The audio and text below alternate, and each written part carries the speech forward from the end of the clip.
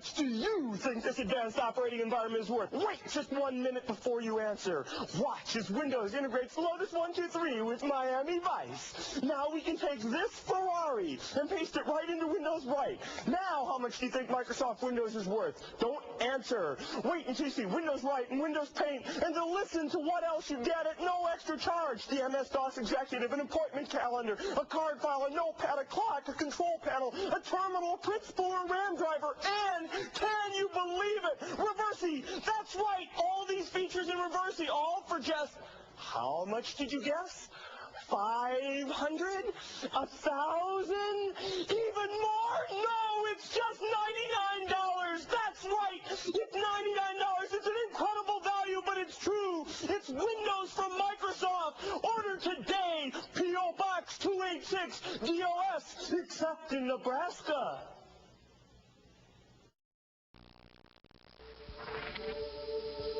Have you ever borrowed a book from thousands of miles away, across the country, just ahead, take next exit, without stopping for directions, route 101, or sent someone a fax? From the beach, you will, and the company that'll bring it to you, AT&T. Have you ever paid a toll without slowing down? Bought concert tickets from a cash machine? yeah, perfect, Or tucked your baby in from a phone booth? You will, and the company that'll bring it to you, AT&T. Have you ever opened doors? I'm home. With the sound of your voice? Our card, please. Carried your medical history in your wallet? Your wife's gonna be just fine. So this is where we stand on the atrium. Or attended a meeting? I really like what you guys have been doing, but in your bare feet? I may have a few other ideas. You will. And the company that'll bring it to you, AT&T. Have you ever watched the movie you wanted to, the minute you wanted to? Learn special things. That's all taken from jazz. Now any questions? From faraway places. Oakland? So where did jazz come from? Good question. Or tucked your baby in from a phone booth. You will. And the company that'll bring it to you, AT&T.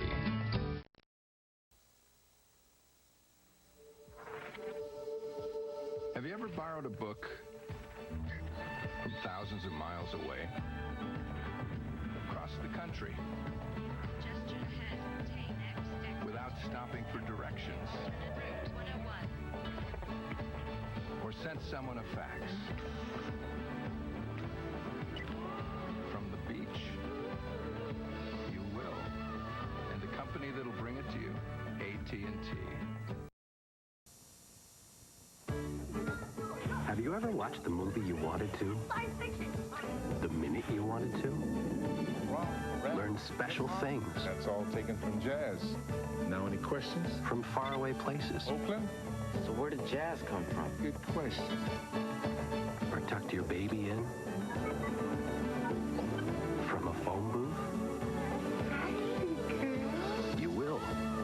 And the company that'll bring it to you, AT&T. Have you ever opened doors I'm home. with the sound of your voice? Our card, please. Carried your medical history in your wallet? Your wife's gonna be just fine. So this is where we stand on the atrium. Or attended a meeting? I really like what you guys have been doing, but in your bare feet? I may have a few other ideas. You will. And the company that'll bring it to you, AT&T. I'll try almost anything. So when Mattel Electronics asked me to compare their Intellivision games with Atari, I gave it a try. I compared Atari baseball with Intellivision and found Intellivision played much more like real baseball. Then I compared Atari football with Intellivision. Again, Intellivision played more like the real game.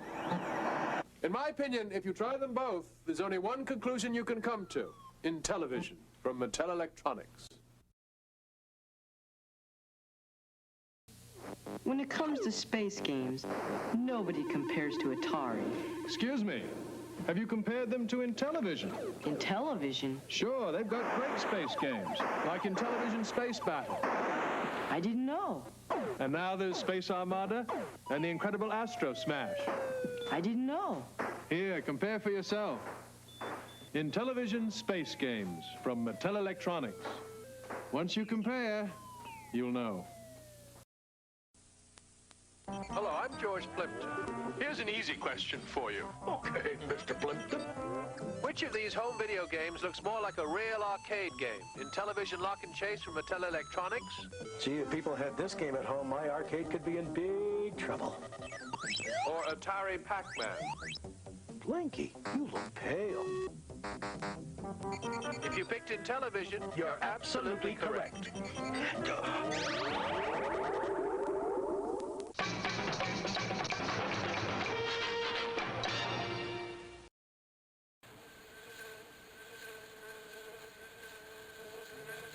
A fly. I'll have a mutant fly. Hello, Yar. You'll need some protection. Ion zone. Shift chroma. Intensify. Okay. Now you'll need some weapons. You have a formidable enemy. The Kotile. Watch it, Yar. He has a lethal drone and some other tricks up his sleeve. Spiral. Go. Oh, good move, Yar. Now, I have a surprise for you. A Zorlon cannon.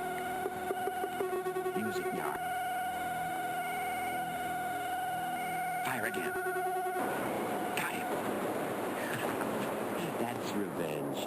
Yar's revenge. This could be fun. This could be a lot of fun, like asteroids. Yeah, that's it. Get him. Get him. Beautiful. Watch it. Disintegrate. Now, let's go to deeper space. Galactic map. Okay. Sector 11. Hyperspace. Sights in. Cylon warships. Attack. Photons. Star Raiders. That's it. Star Raiders. That'll keep them on their toes. Let's see what we can come up with next. We're Atari. We have the vision, and we invented the technology to bring it home to you.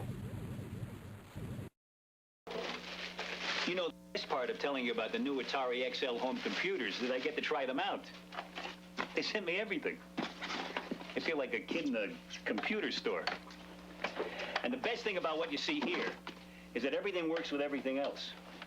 In other words, it's a system. But a system that's no big deal to use. Look, with any computer, you have to learn a few new things. But Atari is going to a lot of trouble to make it easier for you. See, it's testing itself. It comes with its own basic language that's built in and uses plain, simple English. And all these extras let you do more, but only when you're ready. After I get to play with them for a while, I'm going to show you some of the more than 2,000 ways an Atari computer can help you organize and learn and just have fun. Oh, here's a box I didn't get to yet. Well, maybe next time.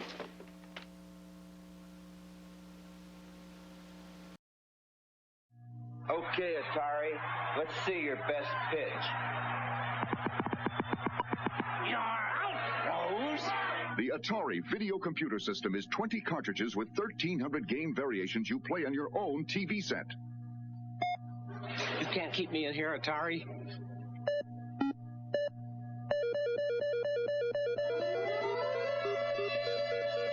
Don't tonight. Play it. I know, you think you're going to be the one person in the world who can't operate a computer. You think you won't even be able to hook it up, and it'll sit on your shelf mocking you. Well, this is how easy it is to get started with the new Atari XL home computer.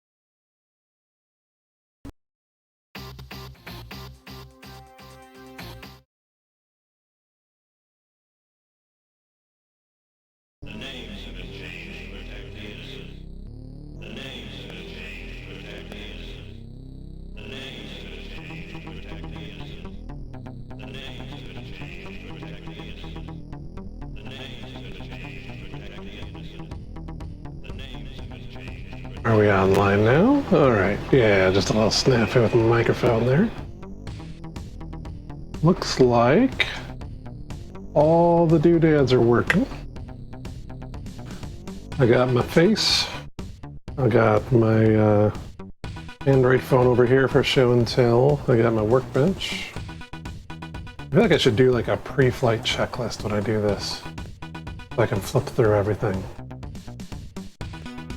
And I got the microscope also, but there's nothing there for now. I should probably put something there just as like a thing to show when it turns on.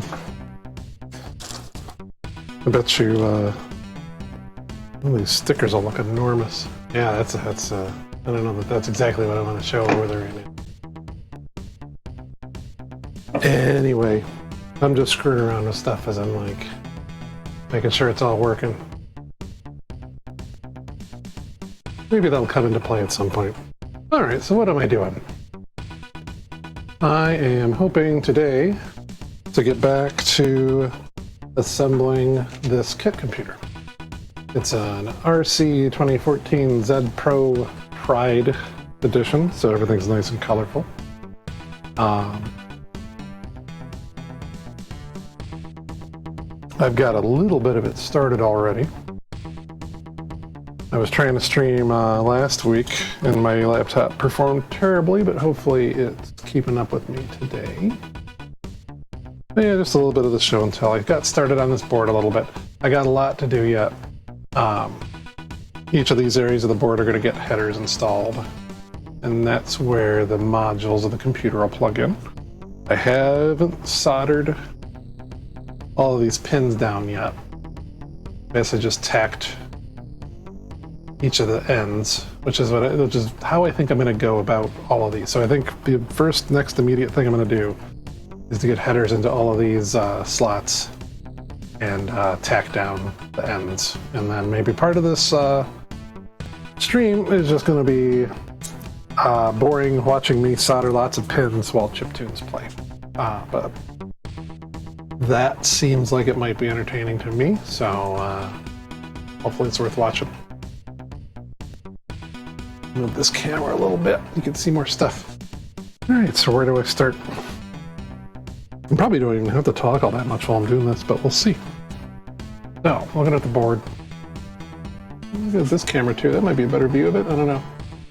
It's not much better. Doesn't focus real well. But I do need to read up more on how this thing actually works, because I know there's a difference between standard bus slots and then enhanced bus slots, where the enhanced bus comes with another set of pins. Instead of just one row, there's a row and then like an addition here. There's also, there's the first 4 pins here. I think they're skipped. So part of what I'm looking at this for reference, I still don't know how this computer works when it's all put together, which might be a mistake. But I am looking at this image as a guide. Not the nice colorful version, but that's alright. And I can see here things like the first 4 pins are not connected, so this is kind of offset. There's also a few differences here, like it looks like this is a standard slot, the 4th one in is a standard slot, but I think I've got enough headers to make that one an enhanced bus slot too, so I'm kind of following the pictures and hoping it'll end up working in the end. Which, I feel like that's how I do most projects. Alright. Guess I've messed around enough that you just start putting slots in. If anybody shows up to watch, well then, hello. GB. I'm gonna go red, green, blue, yellow order for these slots. No particular reason, other than like RGB sticks in my head. Alright, so that means one of the first slots I'm gonna add here is the red. Switch over to workbench view. I wondered if maybe you can drag the show and tell camera over here. You can see a little more of the soldering. No, that gets in the way of my light.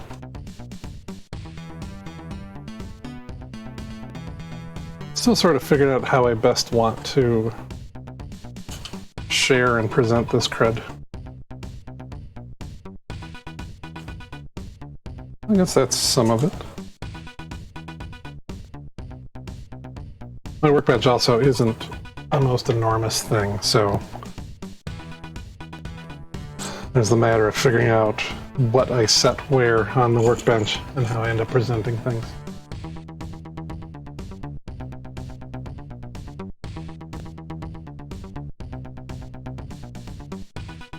Alright, well that looks pretty good. You can kind of see a good view of what I'm doing down here with that camera. The nice thing about this is just an old Android phone I had laying around, so I can like set that up as another camera. Alright, so no further ado, let's start getting some headers in here.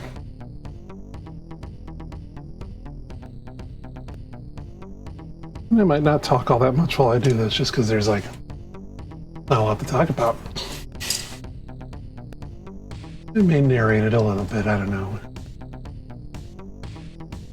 Adjust this camera some more. I want to make sure I don't do big adjustments on this camera while I've got it up on the big view, because I feel like that's fairly nauseating.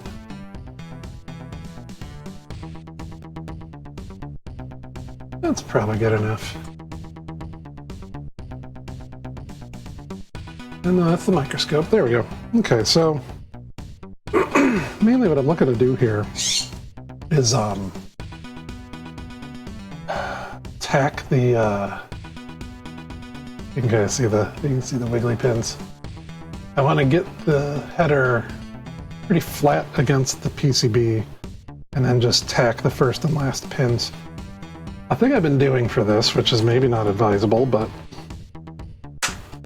I'm using this kind of helping hand thing I got here to just kind of hold the solder, and then I can hold the board together and bring the board and the iron to the solder. I guess whatever gets the job done. So yeah, so just bring a little solder out from back there. I'm sure there are better ways of doing this.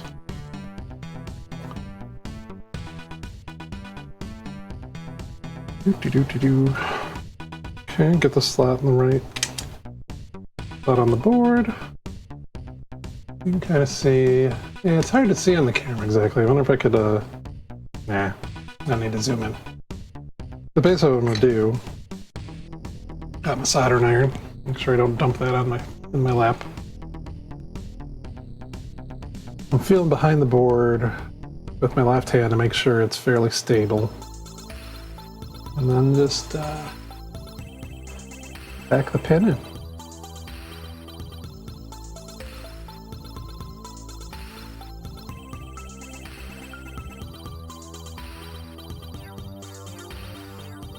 It doesn't look too bad. Oh, there he is. This focus and lighting are terrible.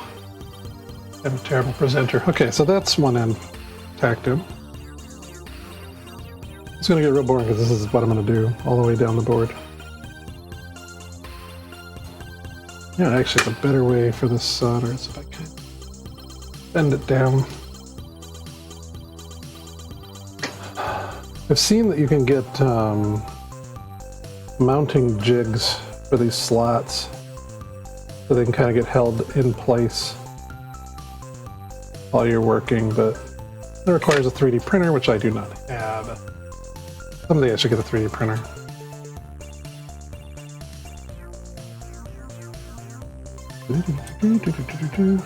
Like this song. It's a red slot. You can kind of see what's going on there. You see that? Yeah, you can see that. Okay. Let's get that pin kind of stabilized.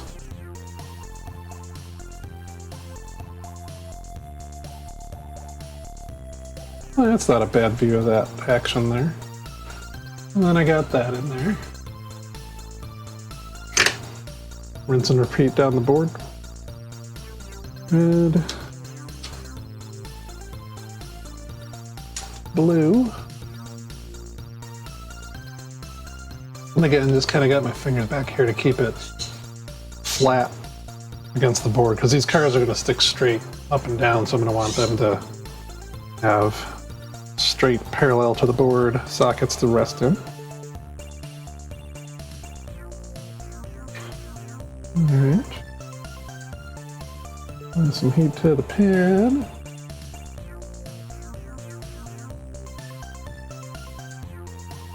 That's not a good one. I need to get some more solder. It's kind of weird because I'm just kind of like using this helping hand to just cover some solder in space while I do the rest of the complicated work over here. Alright, apply some heat. Bring the board to the solder.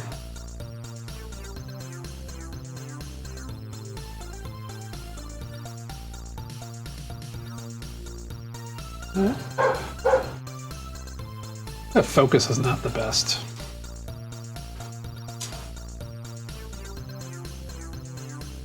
Wonder if I can... It's thinking that the helping hand is the foreground thing to focus on, so let's just get her out of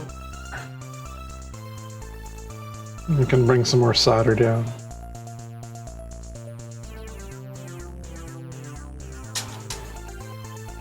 Alright. I got him holding the header parallel as I can, and I can bring in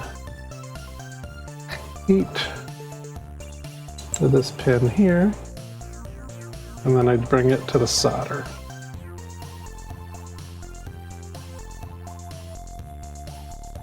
Trying to make sure I don't bridge, trying to make sure I don't have a cold joint. Well, that's not too bad. This board will need some cleanup before I'm done, but you know, that's how it goes. What we're gonna do right here is go back. Alright, so I'm gonna go for a green header. Again, I'm just tacking these in for now just to stabilize them, and then I can do the boring work of soldering every single pin. And I won't need the helping hand to do that. I don't think. What we're gonna do right here is go back. There we go. A little wobbly back there. I'm trying to make sure I got it. Enough fingers to be stable. Alright. First pin. Oh, you can't see that at all. Hey!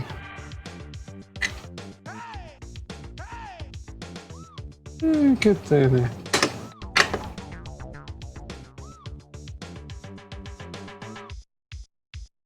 Alright, that might be a little easier for you to see. Kind of want to make sure you can see what I'm doing, and also I can see what I'm doing later, because this is probably a mistake. See it better if it's back here now.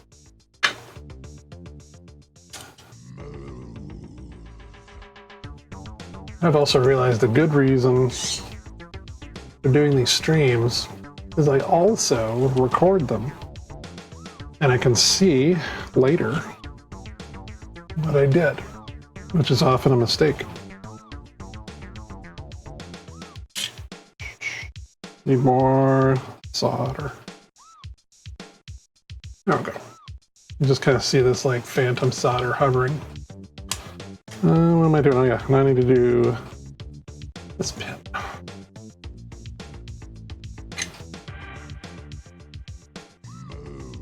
That solder is low.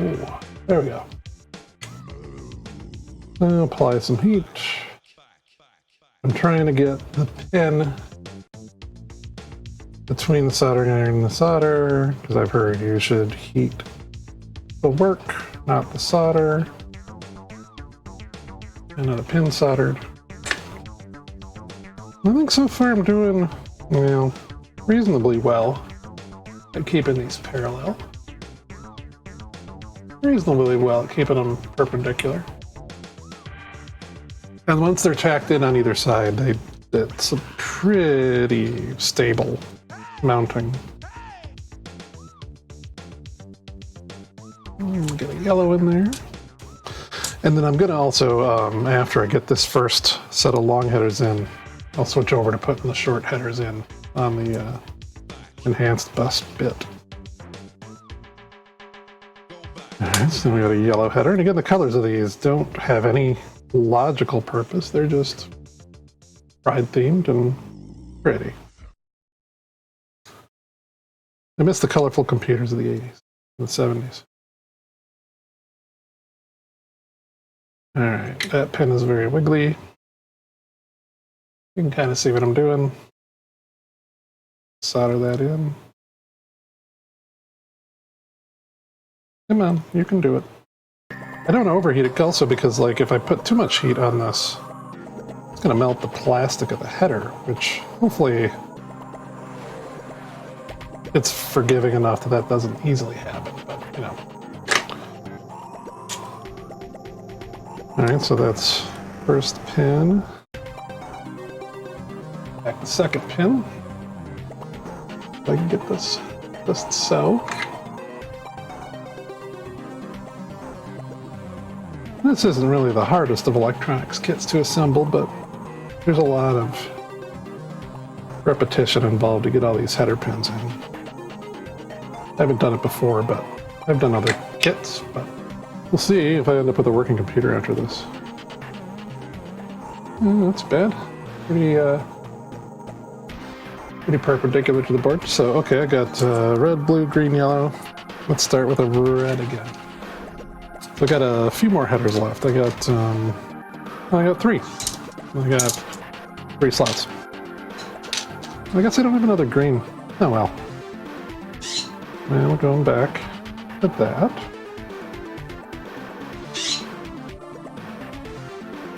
It's Billy time?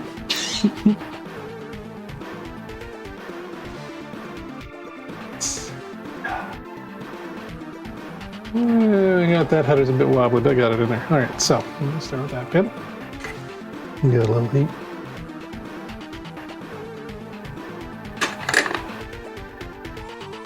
Got your peeps mixed up. I was trying to, my brain was processing, trying to figure out if there was a meme that I had forgotten about having to do with Billy time. I'm doing alright, how you doing? I'm just hoping that my computer is doing the stream well. It looks like it's doing alright so far. Decent frame rate. I'm doing some boring soldering, playing some Amiga demo music. You can't see that at all. You're going through mountains of old papers. Oh, that's fun for some people. Oh, I didn't even solder the right thing there. Okay, I need to solder this pin.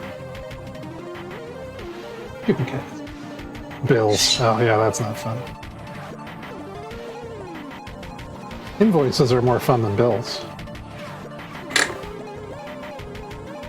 But those are usually what you send out to other people. Let's try this pin. You can kind of see it. Might help if I zoomed this in a little more, but soldering is soldering. Oh, come on. There you go. Where am I now? I mean, a lot of people, I don't make a big secret of where I live. I'm in Portland, Oregon. You can find where I live on like all my socials. Not my address, hopefully, but that's not too hard to find either. I'm gonna put a blue header in there. Yeah, we've been here for a few years. I also don't stream that often, so I moved to Armada. I haven't been to Armada in a long time. Growing up, I went through Armada all the time.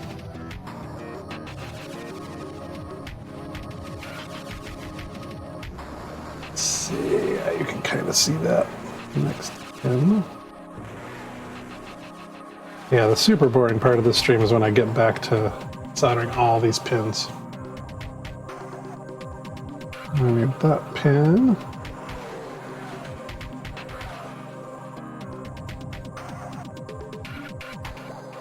And the solder is going out of frame, so I'm going to peel some more of that back. Been trying to knock out tasks you've been putting off for months. That's the story of my life, is putting off tasks for months, especially if they're tasks that would take me 5 minutes to do if I actually did them.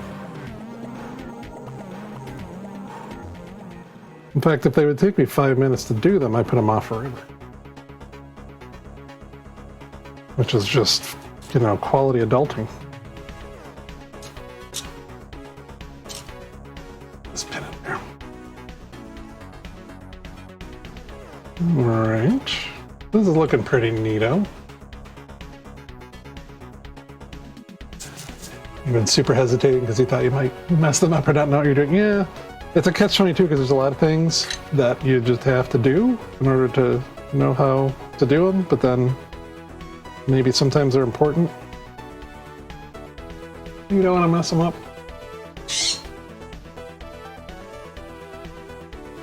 Yeah, this is going alright.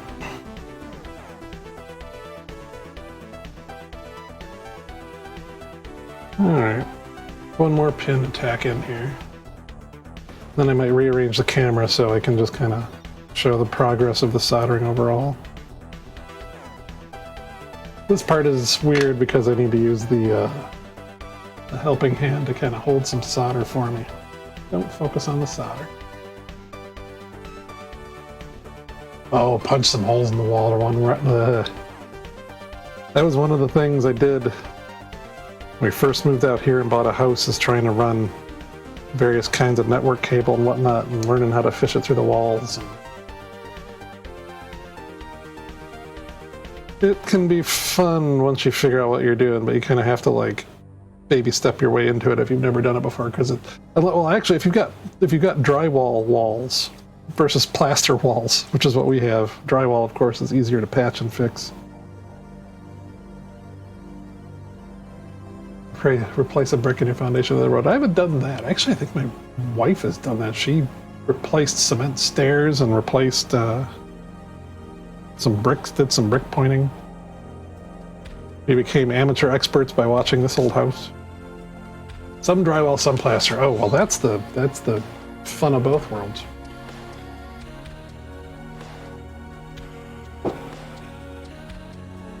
All right.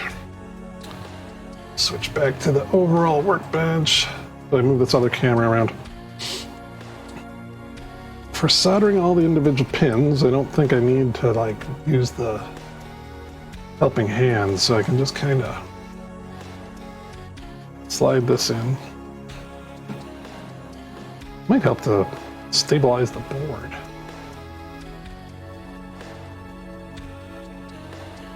Yeah, it's funny, when we mix cement here, it was just kind of like mixing bread dough, sort of, except weirder.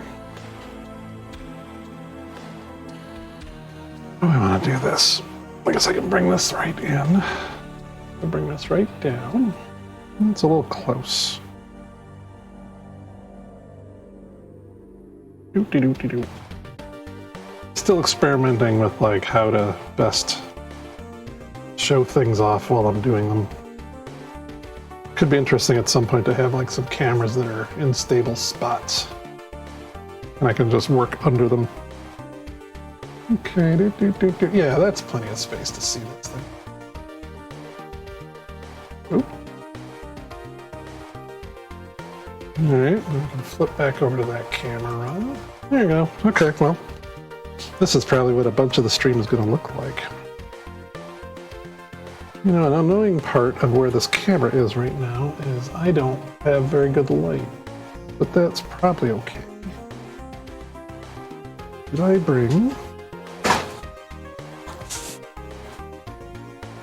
I had a big spotlight that I could put on things.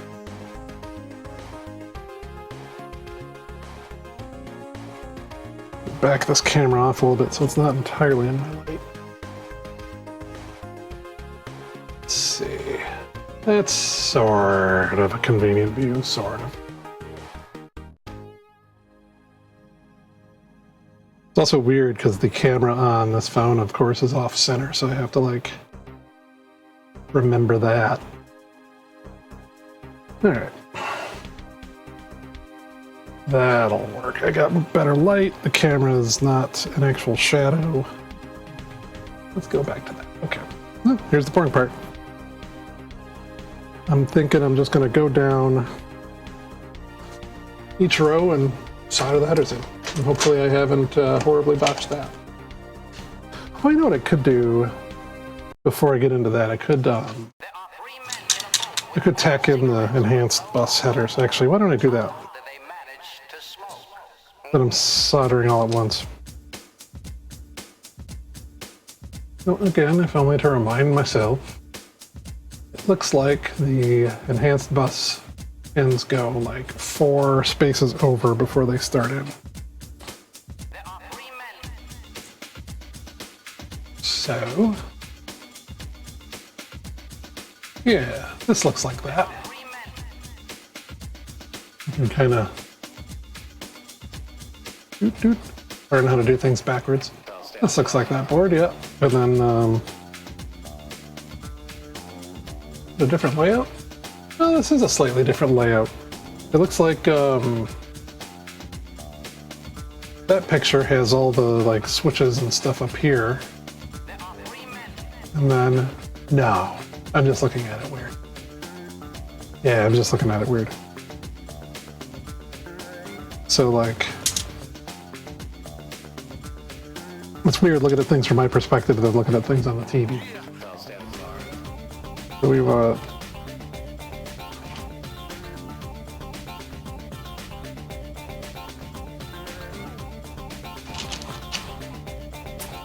I don't know that these, I'm just kind of like matching them up so I know how it goes. These aren't going to stay in there as I'm messing around with it. So I think that's right.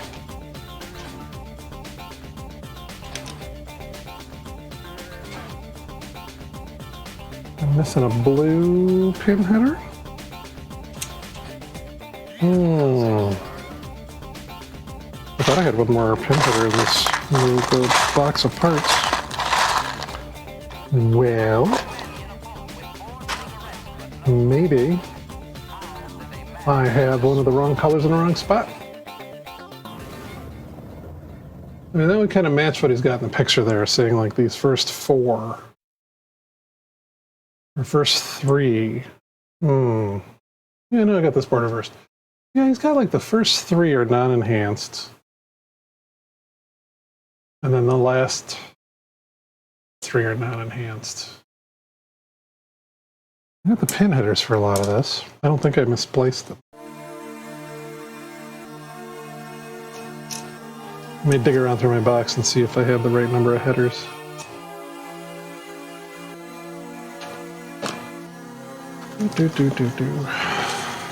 You can also see like what the envelope says.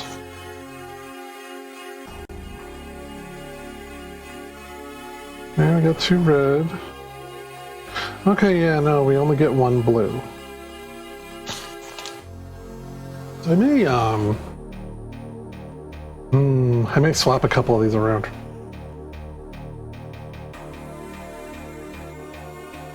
Because I'm picky. I want the colors to match. I might liberate these 2 headers I just tacked down and swap them so that all the like enhanced pins are in the middle here and synced up. The color order is going to get a little weird then. Doesn't matter. Let's do that real quick. I probably should have done it this way to begin with.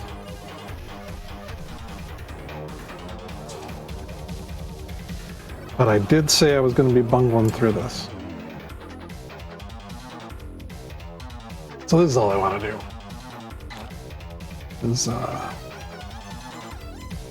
I don't really need to do this, do I? But there's a reason why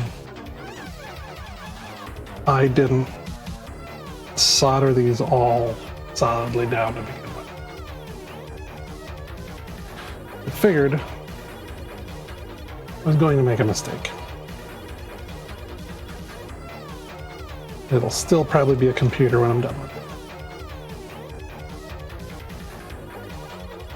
Probably. Okay.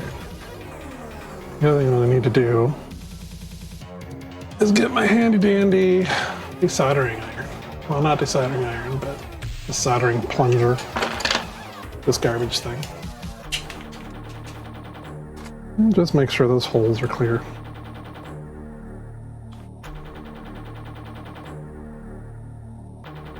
You can kind of see that from up there. Mainly I'm just positioning the nozzle behind that hole. And I did that prematurely.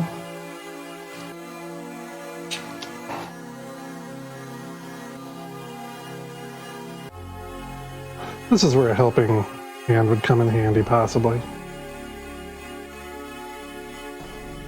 I just want to make sure that this hole is free of solder. So I can, yeah, and it is. So I can put the other header back in. Oh no. Okay, well, I just noticed something unfortunate, which is when I pulled that header out, one of the pins got stuck in. Probably because I heated up the plastic a little too much and it gave way. So, what I might do with that is just go ahead and put this header right back where I found it, and maybe I'll just deal with the messed up colors. Yeah, that goes back into plastic. I think that's fine. You know what? After having done all that I just did, I'm probably going to just deal with the mixed colors. Gotta bounce, tasked with more housework. Good luck with your housework. Let's see. Yeah, we gotta desolder that too. All kinds of dumb shenanigans going on with what I'm doing here.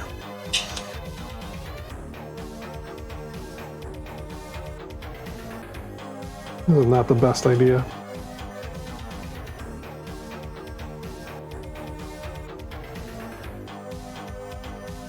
Could have just left it alone. Alright, that slot's clear. Our pin is clear.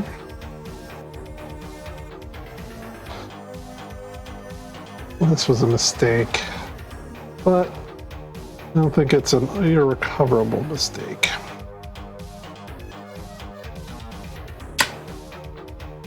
Get clear? It did not get clear because I slipped off the hole.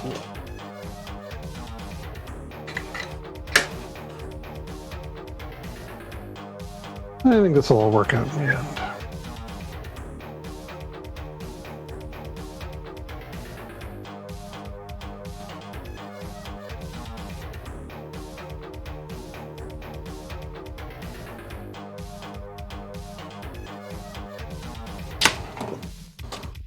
There we go. Now the hole is clear. So the mistake I made here was trying to desolder these headers when they're probably not robust enough to really be messed with like that very often.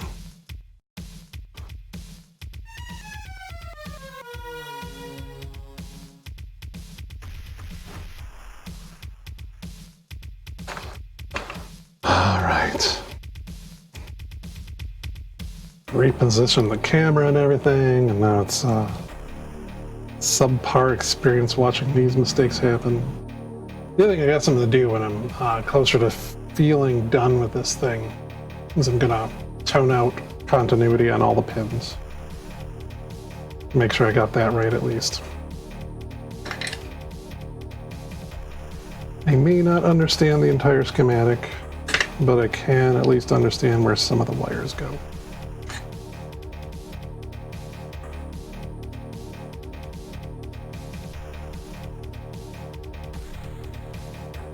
Alright, I got that pin tacked back in. And we got that pin tacked in. Alright, now again, what I'm doing here, that has turned out to be a slightly annoying mistake, is that I have one more red header than blue header, but that's okay. I could have counted that before I started the kit. Alright, so now I can switch back over to this camera. What I'm going to do now is put in the like second row headers and just kind of tack those in. It looks like so far my computer is keeping up with the streaming, so that's cool. That was not what was happening last time. But it's quite possible I have resolved some performance issues.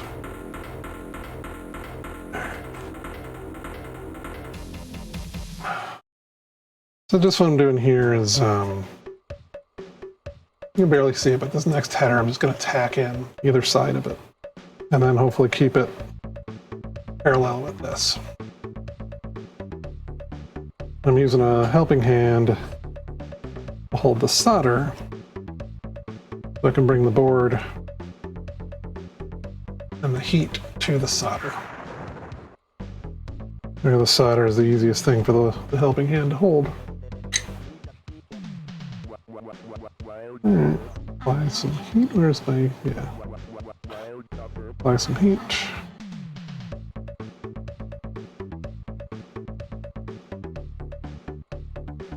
Alright, that's not too bad. And I'm going to go over all these joints again once I like get down to the actual bulk of the assembly. Wild cover.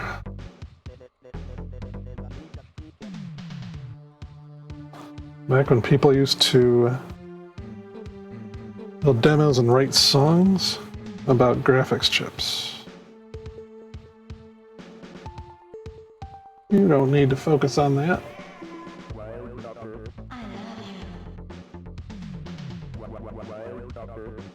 Seriously, don't focus on that. Do you remember when computers first started speaking? I think it was kind of a mistake.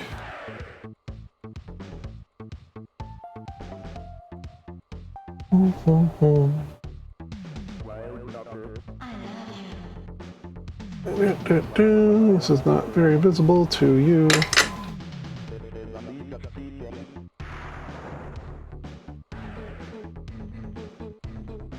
This is Amiga speaking.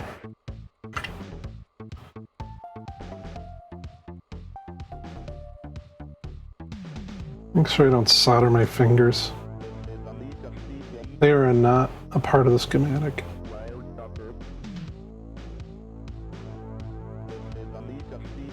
Come on, you bugger. There we go. Yeah, this is maybe not the best camera view for that.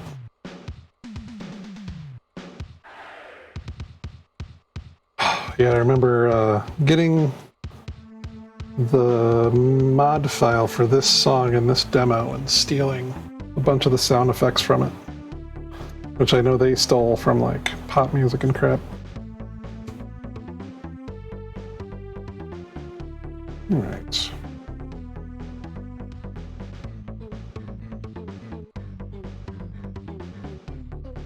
Just gonna solder. Should probably hide my desoldering plunger from myself so I don't feel tempted to do something dumb like that again. There we go, tacked in that pin.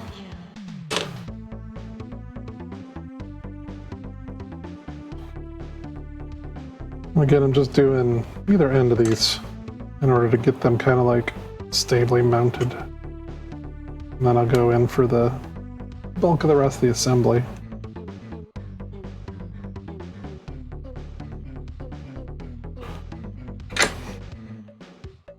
Doesn't look too bad.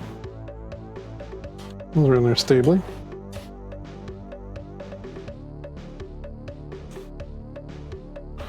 Sure I got those aligned properly.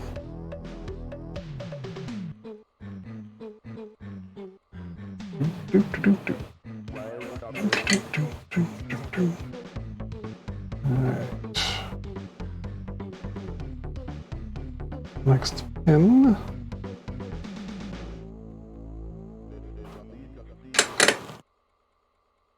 Need to feed out a little more solder. I wonder if it would work better if I used this helping hand.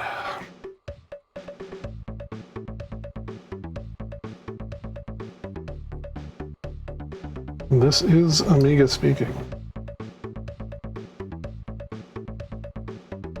Yeah, that doesn't really get in the way. Alright, which header was it? This one. Okay, so now I need to tack in this side. You can maybe see a little better on there now. Yeah, so I'm just tacking in that pin.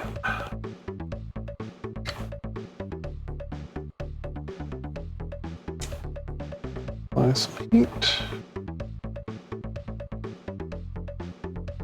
Bring the work to the solder. That feels pretty robust in there. That's free.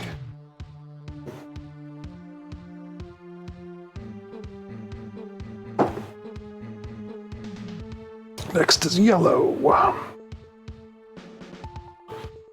Goes like that. Cool. I gotta repaint my nails. They're looking rough.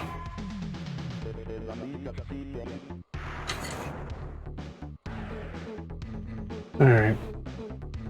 Clean this iron every now and then. Okay, so we're going in for this pin.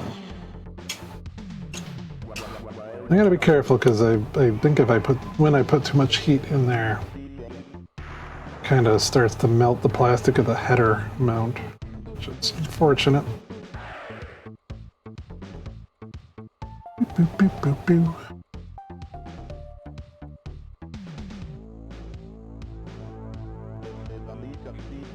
This is Amiga speaking. The funny part in this song is when it says this is Amiga speaking, that's a recording of the Amiga speaking and isn't actually the Amiga speaking at that moment.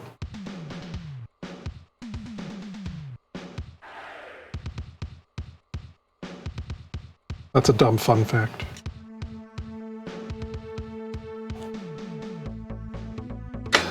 Okay. Technically correct, the best kind of correct. Alright, so we got that one's tacked in there. And then soon we will see the mistake that will mar the perfection of my assembly project. No, where is it? It's right here. Okay, so I'm gonna do that pin. I'm gonna feed out a little more solder first though.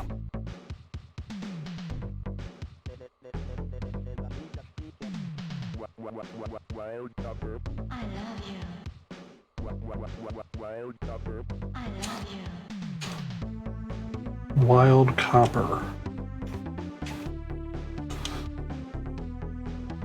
We could probably skip to another song now, actually. This song's been going on for a while. I like it, but go to something else.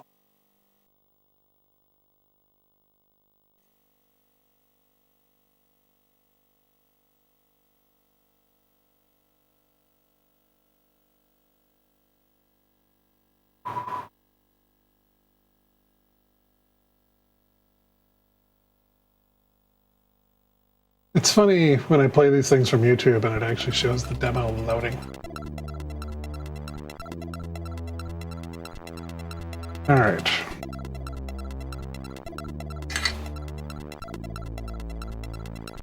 We apply some heat. There's a pin. Let's apply the solder.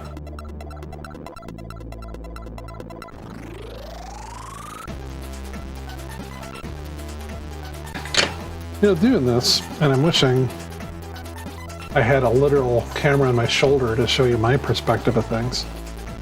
I wonder if anyone is going to be, I'm sure someone's going to be, but I wonder how easy it'll be for someone with one of Apple's Vision Pro headset things to stream from their own perspective. Hugely, enormously expensive way to do it, but I wonder if we're going to see anything like that happen.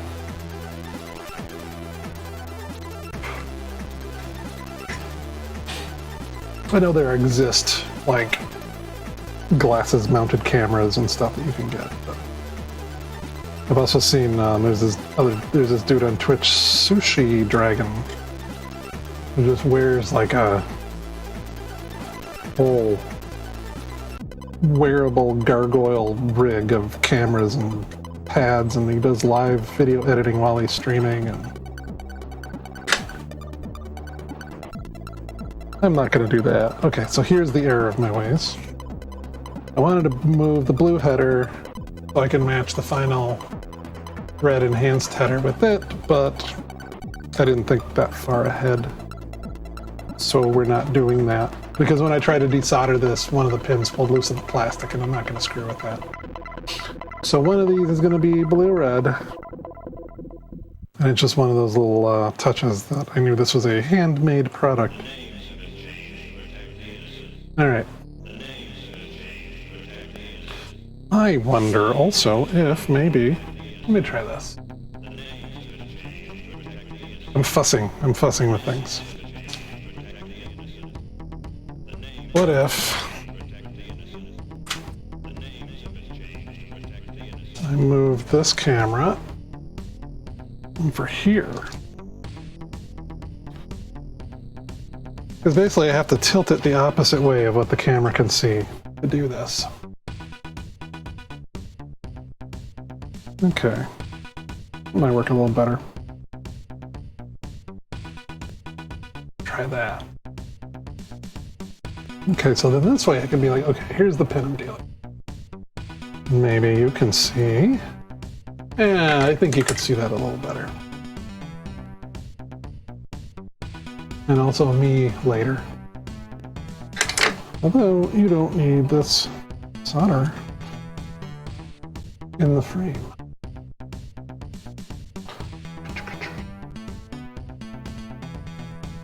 Okay.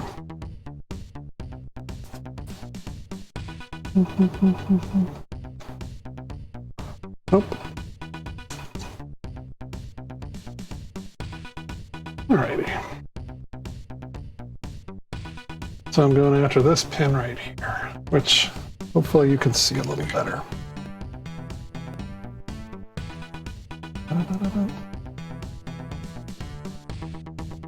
I apply some heat. Yeah, you can see that a little better.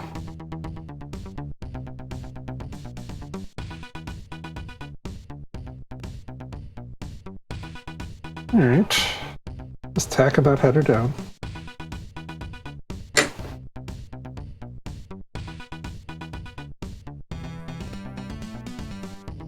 And the same over here. I'm gonna apply some heat and then bring it up to the waiting solder.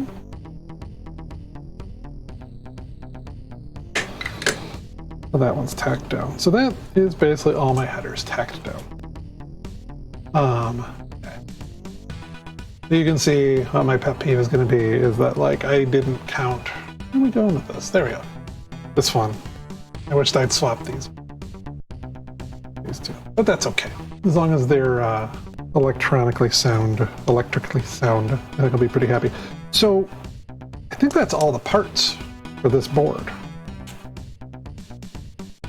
Got the capacitors in. I got the headers tacked in. I need to go back and actually finish soldering them. I got switch power, switch power, LED, bunch of other fun stuff in here. You can compare with the picture again, I guess. Are there any parts I'm missing? There's a... No, there's... That's there.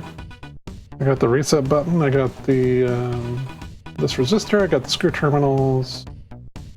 I'm not using a voltage regulator.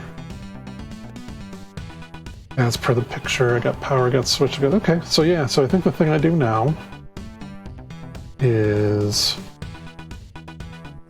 I guess I don't have a socket down here for the 5-volt output. We can do that later.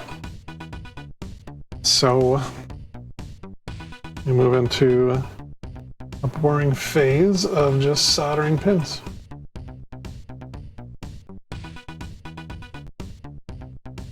Let's see, what's your best view of that?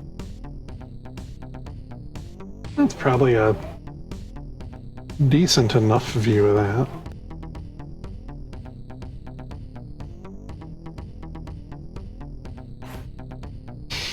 See, one of the frustrating things about using this phone is it's hard to position it exactly with the mount, the tripod I've got it in, but that's okay. So now it's soldering pins. You know what? I think I may switch the music around. Let's do Commodore 64 stuff.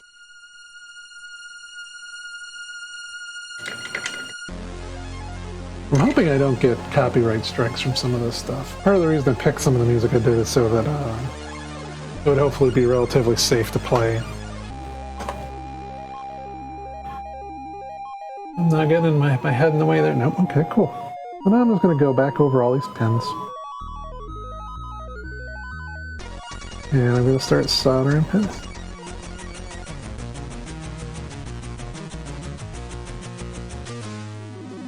Hopefully this goes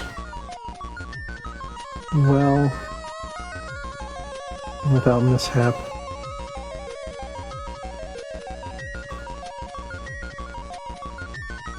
Because I'm not going to desolder all these pins if I screw up. At least I hope I'm not.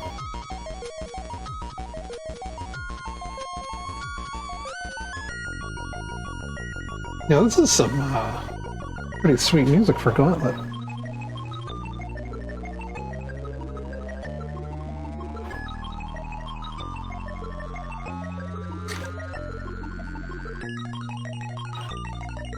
Also, I realize another difficulty here.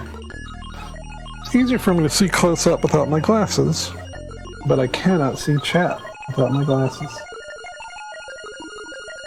But that's okay.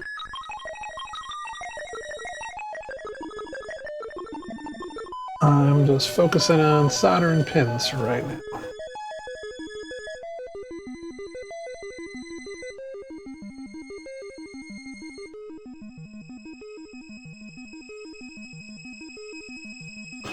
Actually, I think these might go pretty fast.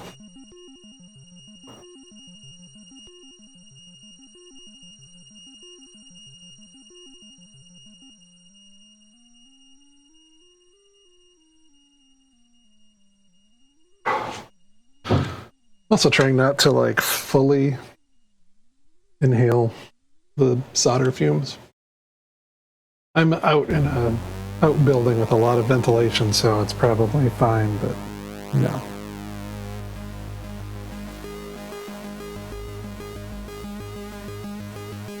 It's an attractive incense. Solder flux.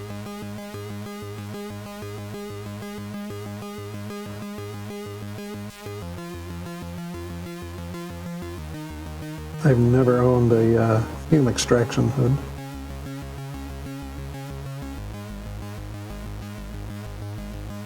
And now.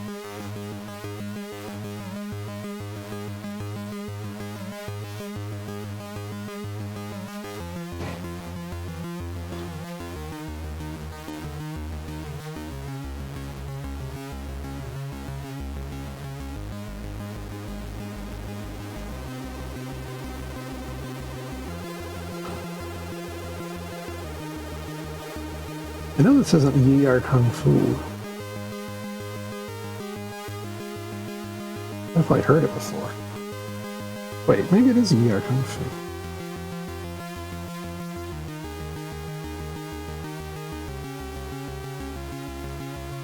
Alright, that's one full row done. What is this? What is Yi Are Kung Fu? Galway, okay. Maybe that's a little game I can play with myself. Let's see if I recognize what games these songs are from.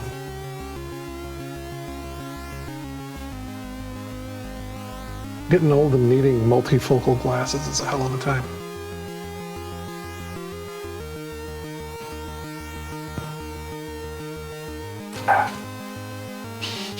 Alright. So that's one done. Doesn't look too bad. I mean, it's dirty. I'm gonna definitely do some like toothbrush scrubbing with some isopropyl alcohol when I'm done with this, but also still reasonably perpendicular. I'm sure there's going to be some fun when I first plug a card into this, making sure the pins align, but that's okay. I wonder if it would help to dip this in any further. Yeah, it's pretty good. You don't really need to see my legs so much as you need to see the work.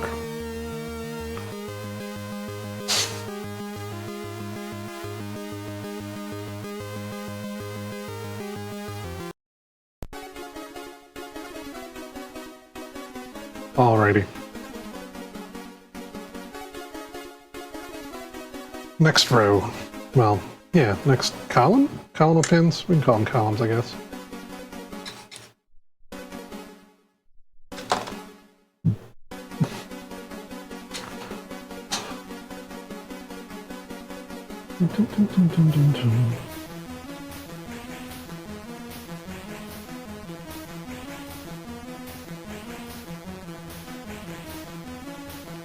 I'm also curious as I build this, at what point will I have built enough modules to boot the thing up?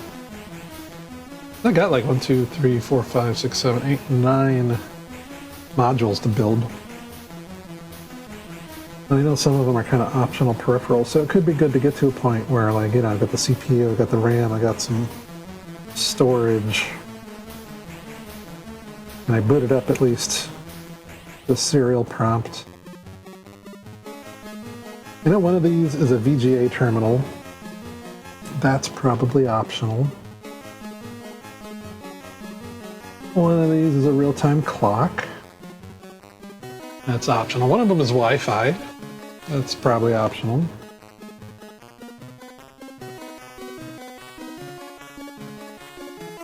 But it would be nice to at least get like an intermission midpoint where I know most of what I built has started working. Oh, that's okay. I just accidentally dribbled some solder into one of the pinholes, but that pinhole does not have a header in it.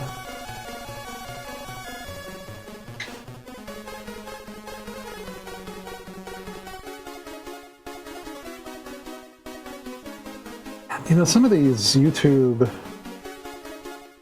captures of C64 music, which is what I'm trying to do for music for now, they really go on forever with a looping C64 song.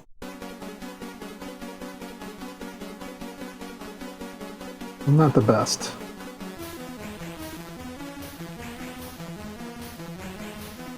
Alright, we're almost done with this column.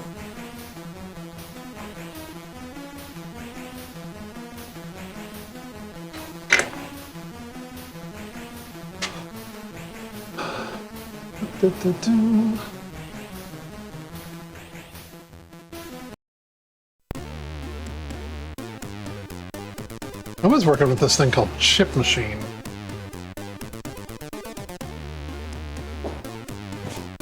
Yeah, Chip Machine handled playing this music significantly better. But I kind of can't beat YouTube for a collection of music.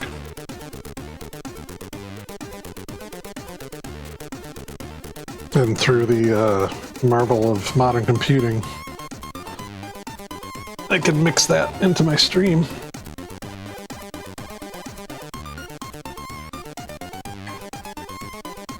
And hope and pray no one sues me for it. Yeah, you can still see that good. Just soldering a lot of pins.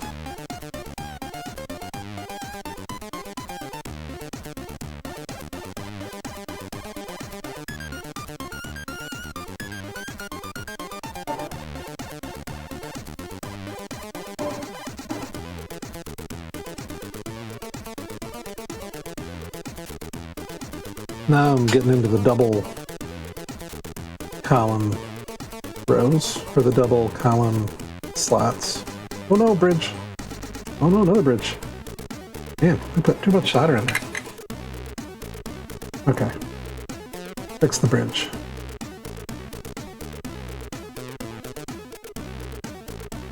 And again, when I get closer to feeling like I'm done with this, I'm gonna test everything. The best of my ability to test it. Which for this board, it's really not electrically complex. It's just a bunch of pins tied together into a bus.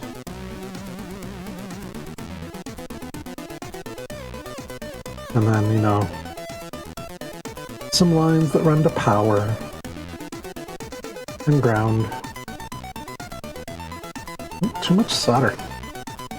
Went a little crazy with the solder, I guess.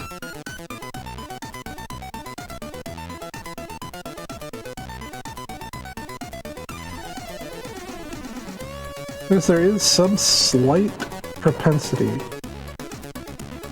for these pins to want to bridge. Not too hard to avoid, but possible, so I guess that's a thing to like really watch for. You know what would probably behoove me now that I'm doing this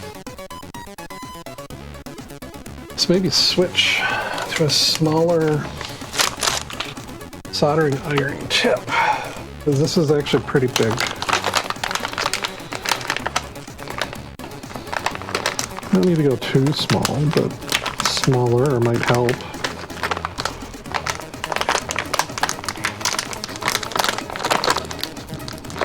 Look at that one.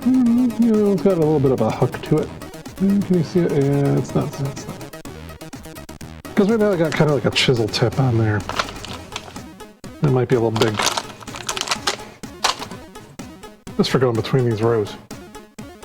Oh! And now this is always fun. This is entirely inadvisable, but I like to change my soldering iron tip while it's still on. Well, it's very hot and still on, but it's fully possible to do with like just nose pliers. Just gotta be careful.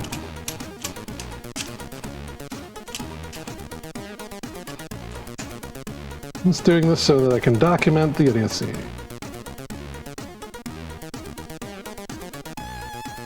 Don't do this at home, kids. I also have to be careful that I don't break, you know, the ceramic element of the soldering iron, which is absolutely doable. I have not done it. I've seen it happen.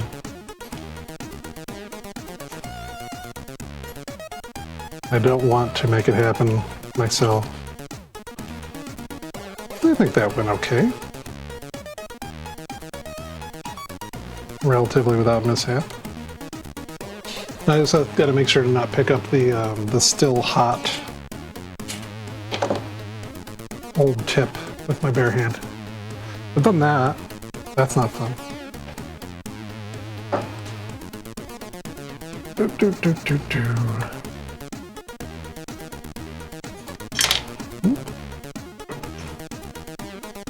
Alright, so I just switched tips. Hopefully that'll let me get into the hard spots a little easier. In the tip a little bit. Alright, let's get back to it.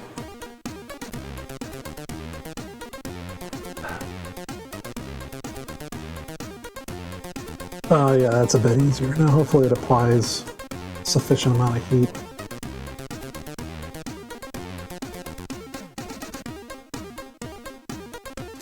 I guess that's the problem now. There it goes.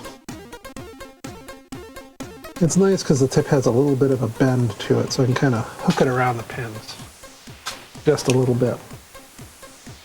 And it's a little harder to put too much solder in there. Yeah. Different tip. Different tip is working a lot better. It's because these slot rows are fairly close together. Makes this a little easier.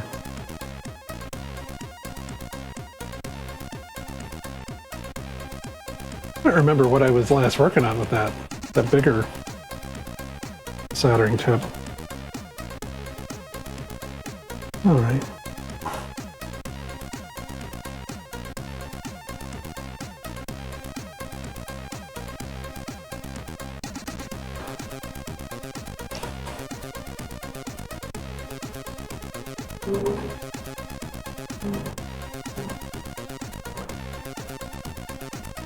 Kind of trying to catch the pin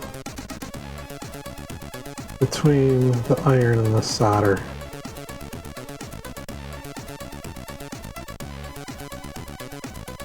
I've been told to heat the work, not the solder.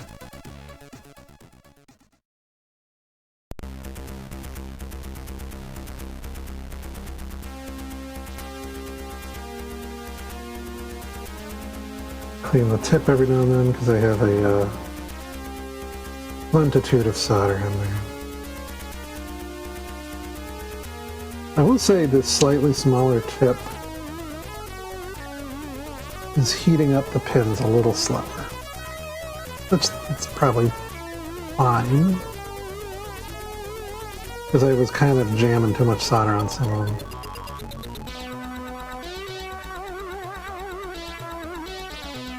And too much solder can be a big problem for bridging between pins that aren't meant to be connected and just generally melting your plastic housings of things.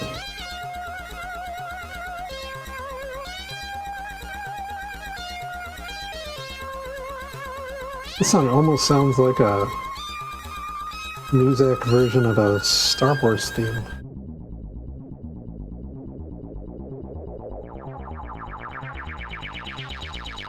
Got that pin. That pin.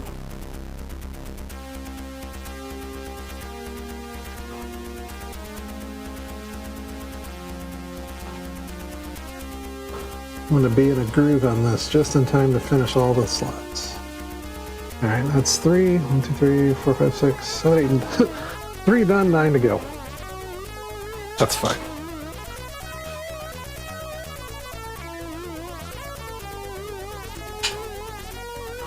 Let's live a little and go down this time.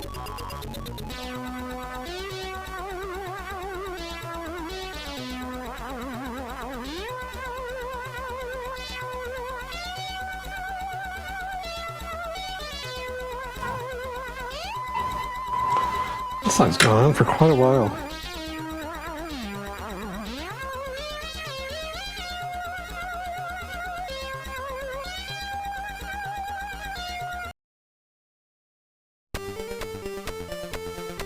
Might need to find better music source next time.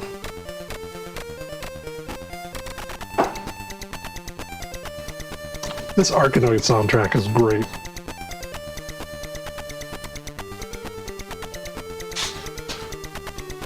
Especially with those drums.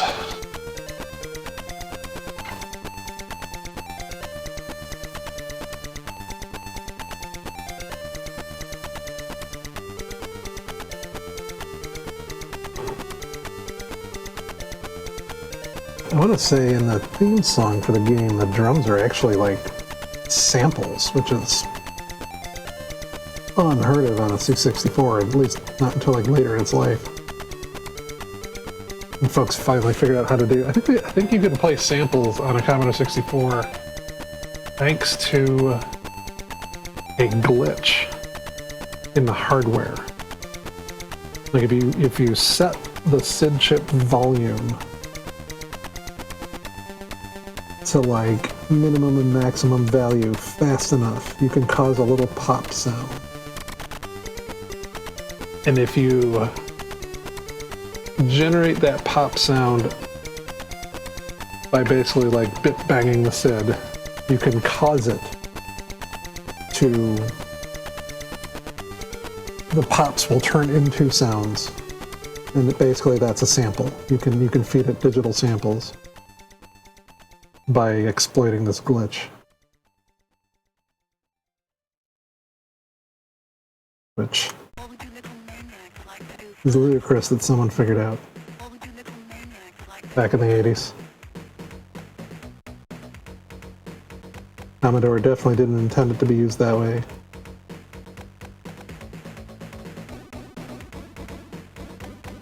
And which is also hilarious because then, like, emulators need to copy that behavior and not follow the chip spec in order to emulate all the software that's out there. That's fun.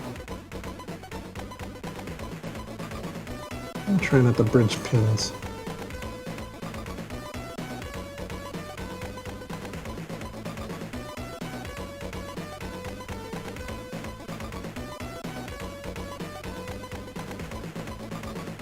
I'm trying to find a good way to give maximum surface area between my soldering iron and the pin I'm soldering. Smaller soldering iron is easier to get in there and not bridge things, but it's not as easy to just kind of put the slab of the chisel tip against.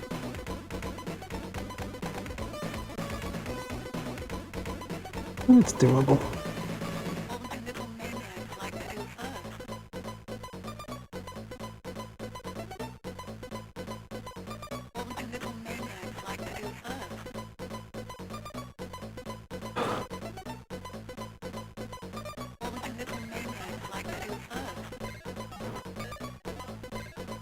Is that a sample from Weird Science?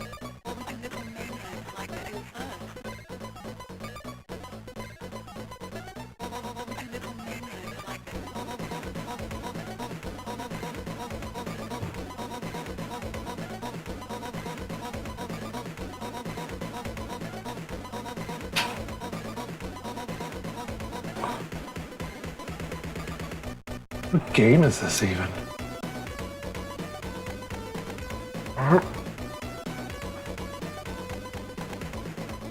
Oh, my sample rate's dropping a little bit. That's not it. Oh, computer, what are you doing? Am I getting throttling again? Yeah, I'm getting throttling again. It's probably fine. I'm dropping down to like 60 frames a second, or to 50 frames a second every now and then. That's probably okay. It's back up to normal. I think some of this is, this laptop has terrible heat management. And I think it throttles when the GPU runs a little too hot. Thinking about it, if I do get back to this streaming thing regularly, I may invest in like a mini PC or something to put out here at the workbench to like permanently set up as a streaming machine.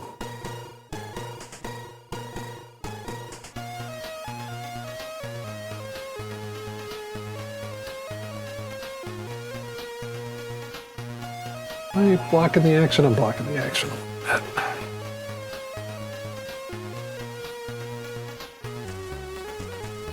Insofar as there is any exciting action at all on this channel, I want you to be able to see it.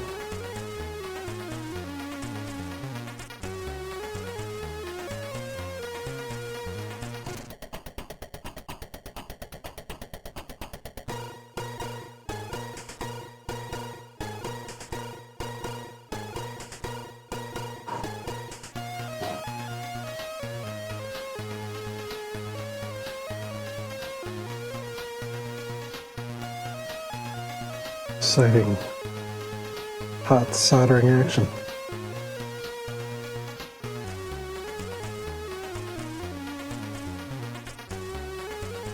Oh no, I'm bridging pins again. That's not cool. There we go.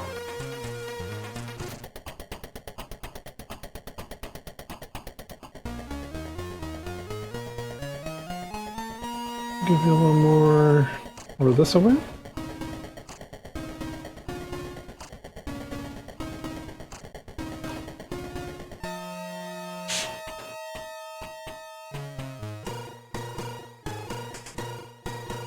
It's a very exciting hot soldering action.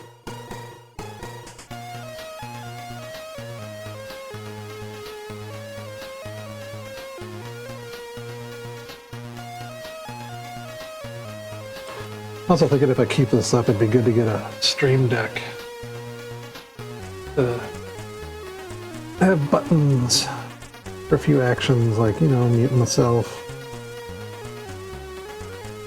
switching to the next song, got some scene selection.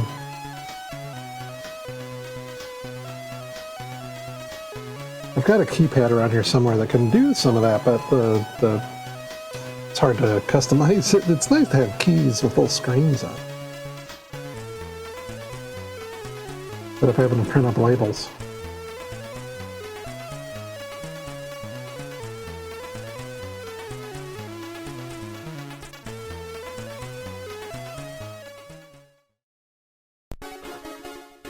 I think this is going alright so far, not to jinx it.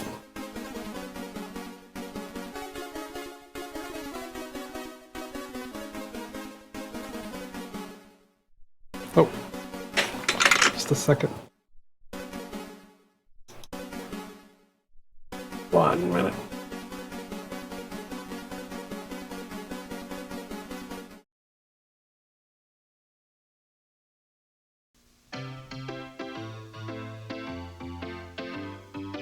Remember how determined your parents were to give you the gift of knowledge, no matter how many gifts it took? Today, you have a big advantage with the Apple II GS. Apple II computers are found in more schools than any other computer. Your parents gave you the world.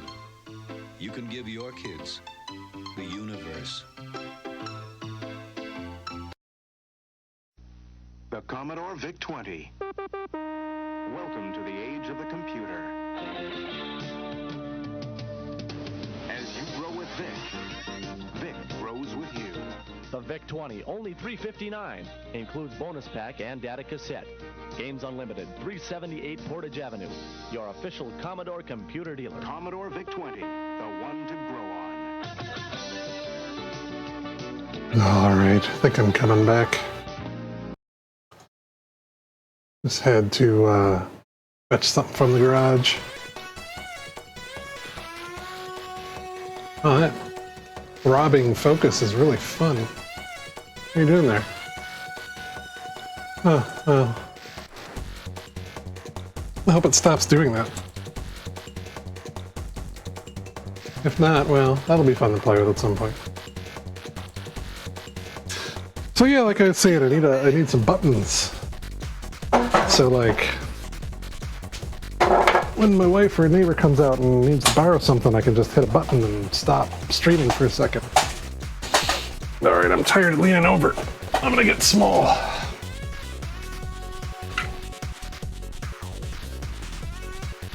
No, all I'm doing here is just finishing the pins.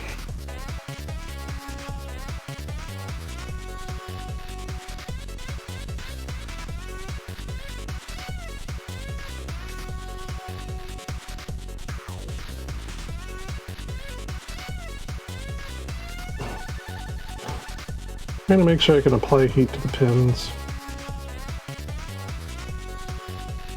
There we go.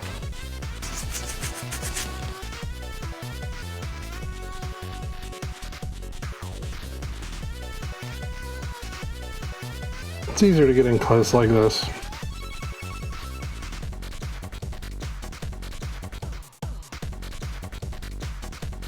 Of course, I'm like barely visible on the stream myself now.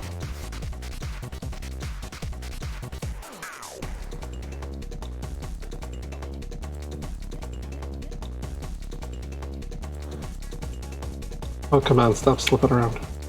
There we go.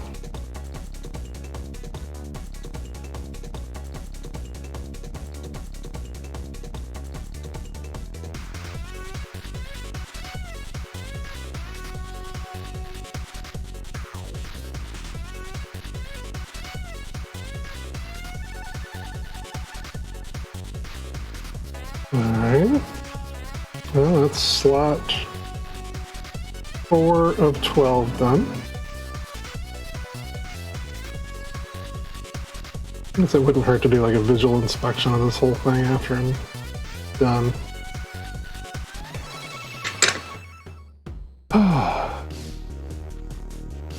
Let's do this. I can see chat a little better. Not that anybody's saying anything right now, but that's cool. I don't even know if anyone's watching. If you're watching, I hope you're enjoying the tunes. And then me occasionally rambling.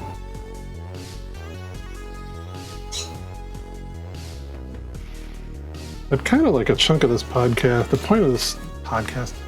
point of this stream to just be playing songs.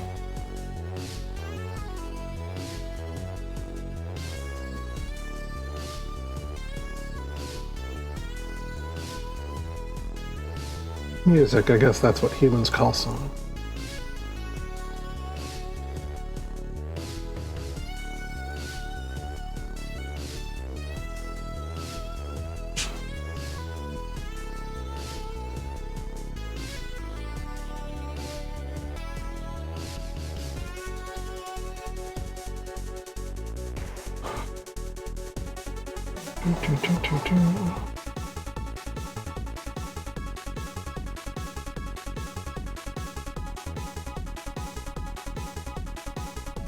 So yeah, the stream is partially for my benefit, just because I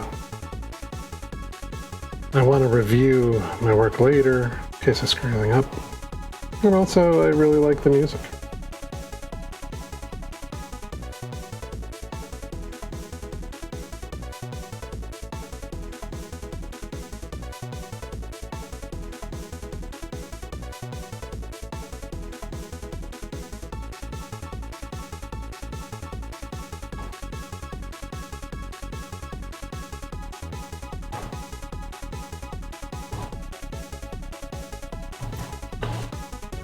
Do.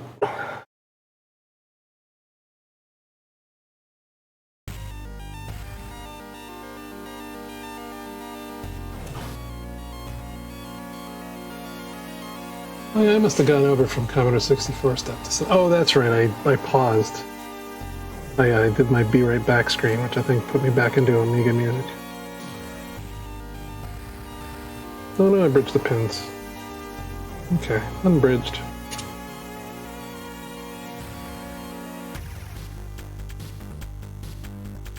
I might switch to some NES music at some point.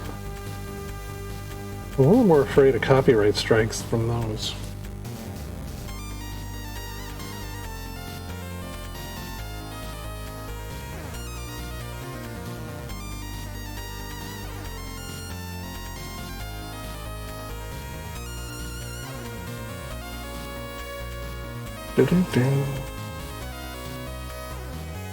Oh, these double pins are a little harder to get than just right.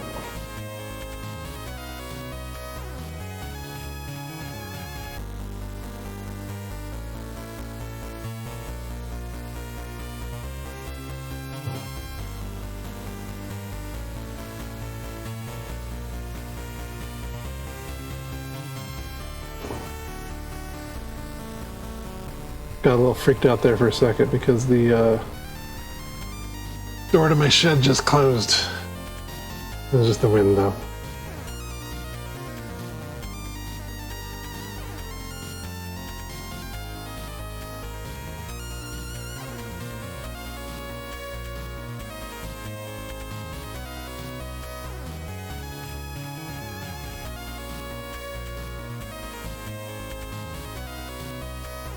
It is weird because where my workbench is like a shed outside our house.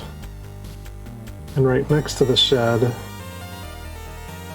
is where we have a bird feeder and a little peanut reef that squirrels and jays help themselves to. So while I'm out here tinkering, a lot of times I'll get visited by squirrels and jays. I don't think they really want to be in here, but they wander in. And again, I don't know, they could be smart. They could be asking me for peanuts.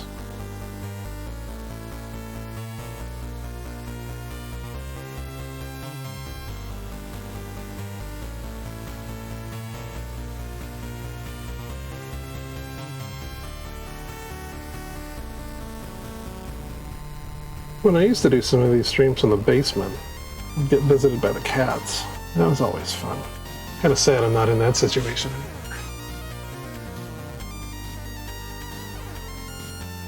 But it's much nicer to have this workbench like out here away from the house a little bit. And it's nicer than doing it in the basement because I got some like fresh air flowing through here and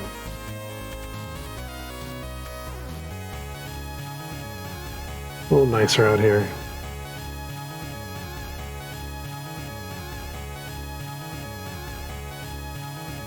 I guess I don't have the like clothes washer and clothes dryer running and the house furnace running and all that fun stuff.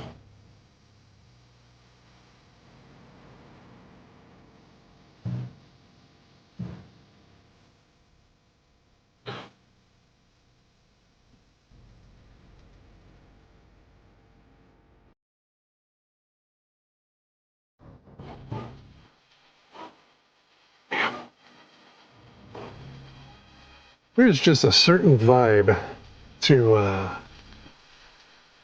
guitar samples. The same guitar sample played at different pitches. Not the same as a guitar, but it is a vibe. All its own.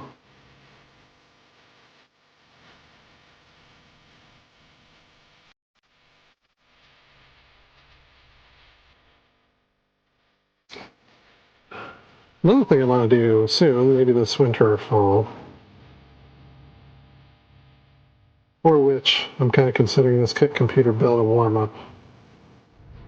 I want to get back to trying to repair my Atari Tempest machine again for like the 7th year in a row.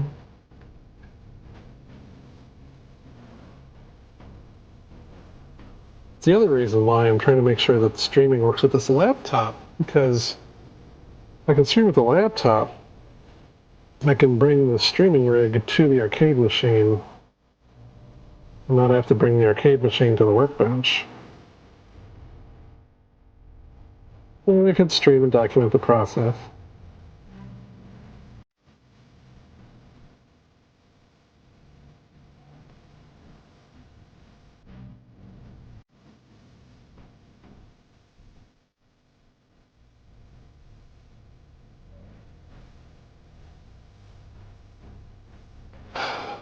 It's my favorite arcade game, Atari Tempest. Also, apparently, my favorite game is one of the least reliable pieces of electronic entertainment equipment. I've had it for... Oh man, have I had that thing for 10 years? I've had it for a number of years. It's worked for like a grand total of 7 hours. I was so happy when I first got it working again, and then literally something exploded in it. I think it was probably a capacitor. It smelled like demon breath. Those capacitors are wont to do. Alright, well that's slot 5 of 12. I'm going to give it a quick flip over and see how it's looking on this side. Still looking pretty good, still looking fine. It's going to be fun when I actually put cards in this thing. Alright, on to more slots. Probably getting into a groove with them just in time to have them all done. Sure you can see this. Yeah, you can see that. It's fine. Doot-de-doot.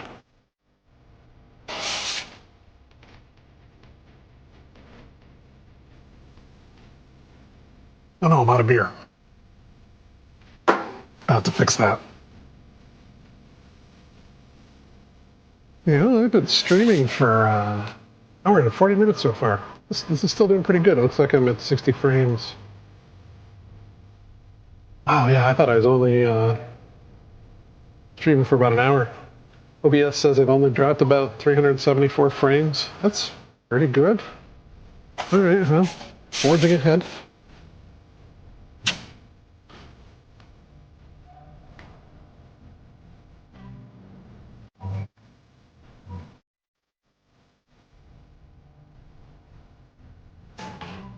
I'm fairly pleased with how it's operating so far.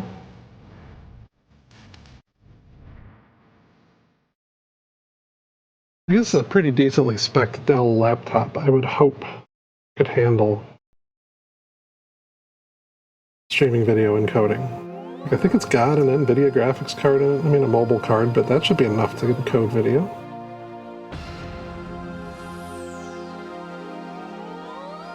I don't really want to drop my resolution or my frame rate.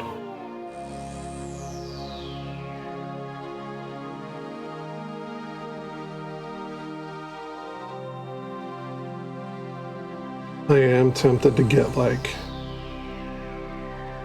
a decent mini PC.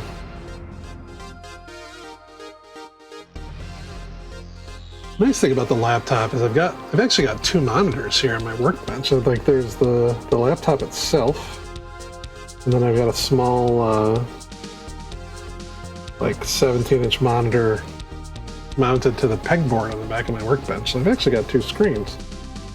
So I can look at OBS on the laptop, and I can look at a browser on the workbench, and I can share that browser.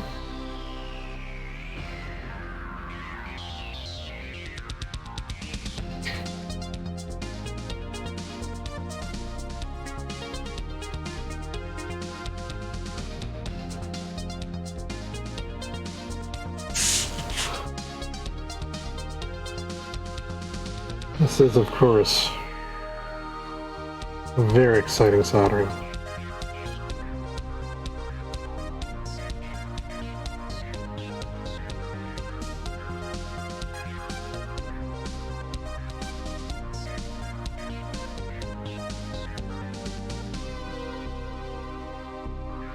I don't even want to count how many pins this is.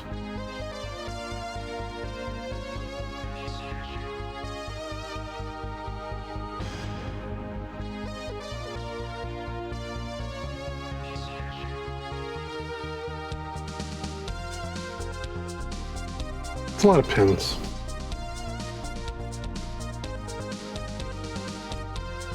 A lot of room for mistakes, but hopefully it's a forgiving enough thing. It's kind of a neat design. I'm glad it's like pin headers rather than PCB edge connectors like you'd find in a 70s, 80s computer.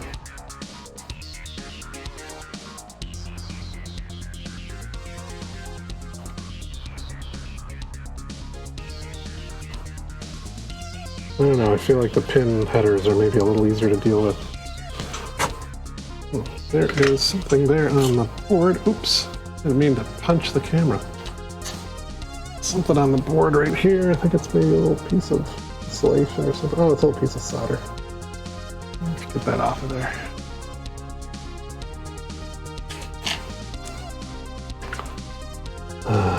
Continue on. Forge ahead. I don't know how long I'm going to be streaming for today. Probably not too much longer. I would like to at least finish soldering these pins. I don't know if I'm going to build my first card today. It's doubtful. Certainly not going to have a bootable computer today.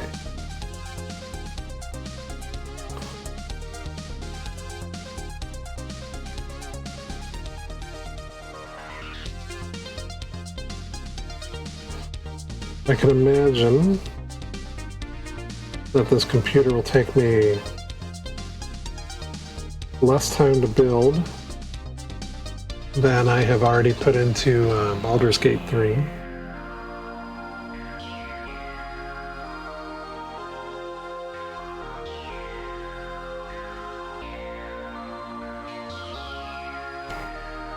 haven't tried being a game streamer. I doubt that that would be interesting. It'd be less interesting than watching me solder. Watching me save scum like mad in BG3.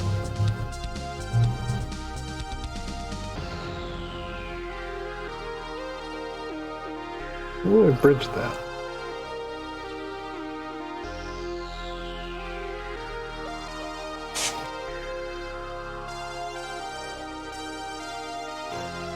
Trying to get into a nice relaxed groove doing this so that I'm not like sitting in a real tense, awkward position.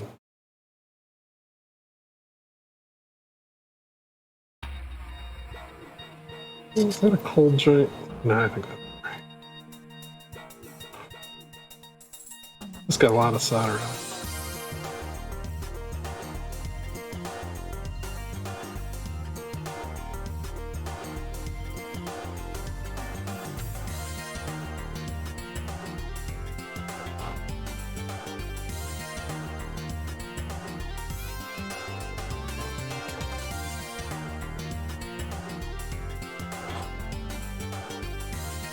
I kind of miss the days of Amiga mods being kind of one of my main sources of music. Especially in like late high school, early college. Listen to a lot of mods.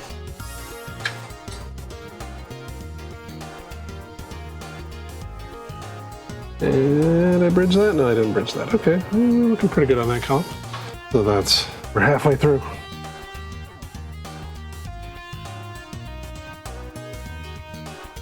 We're halfway through chat. I don't think there's anybody in chat. That's okay.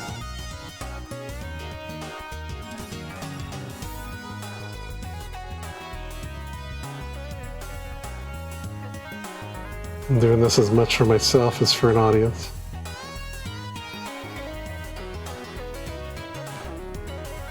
Yeah, it might be neat to once I'm done with this board later this week or something, edit together a little time lapse. Me soldering all these pins. That could be fun.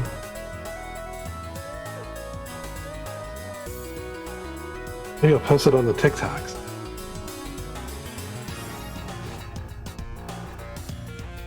I got an account there. I've posted like 7 or 8 videos. Mostly memes and stuff.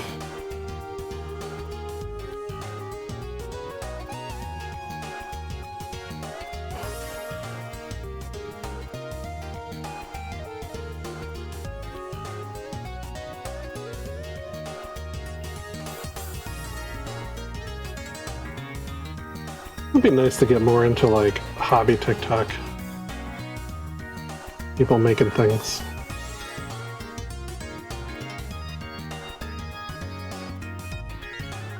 Funny to have seen TikTok change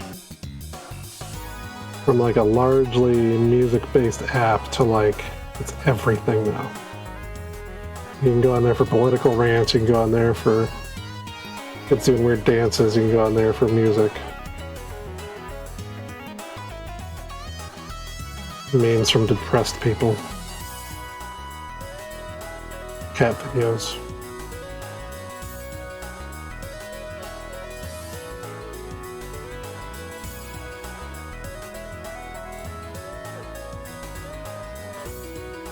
We're getting there.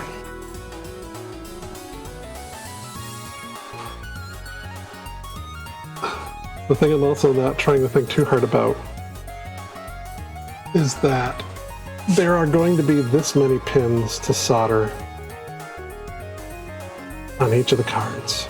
Well, across all the cards.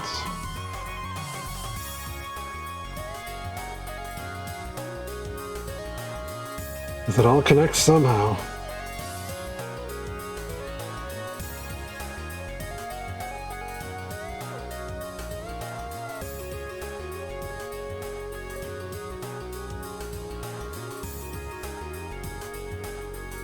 This is going to be cool when it's done.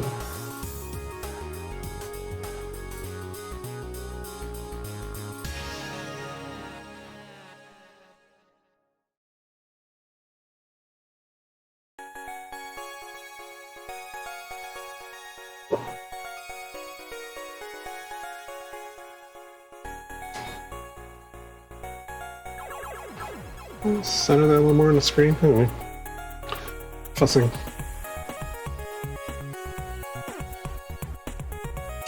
Yeah, see if I didn't do that. It makes it more inconvenient for me.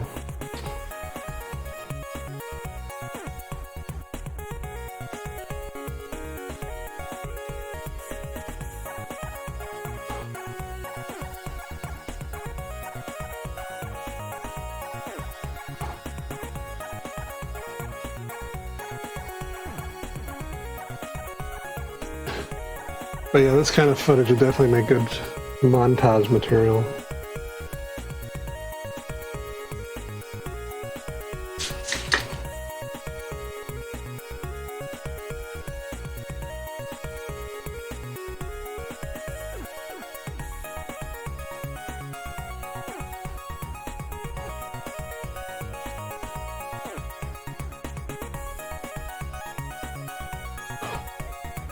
Whew.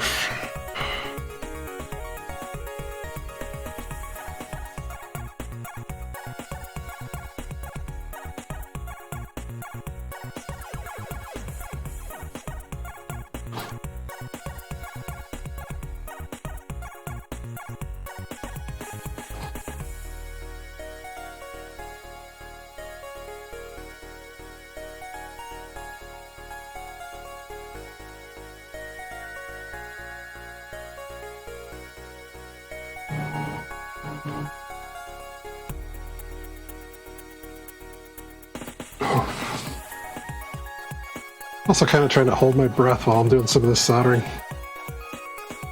Maybe not the healthiest thing. I don't know.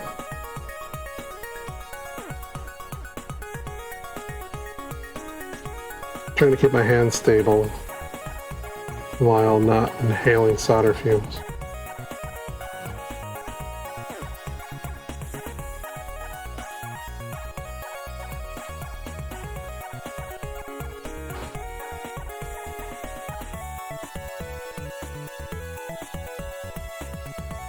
Who decided this was a fun hobby?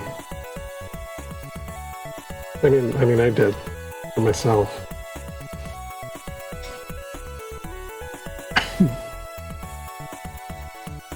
Okay, that's 7 of 12 done.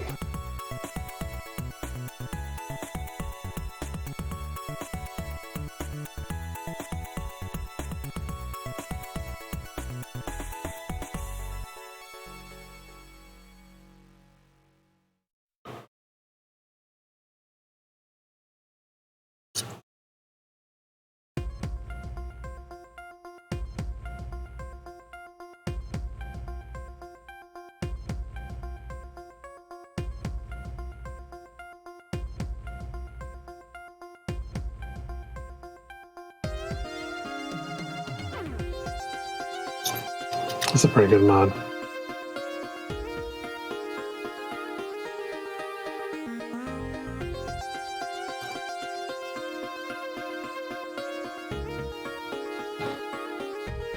I forget who this is.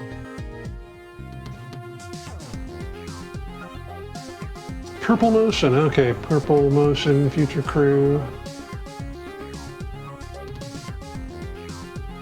I feel like the shuffle isn't quite working on here, but that's alright.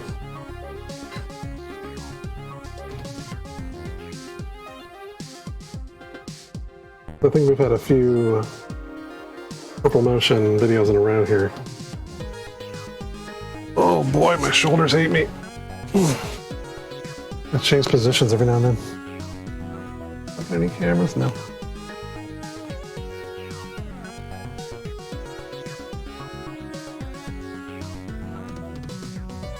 I guess I don't really have the most ergonomic setup here.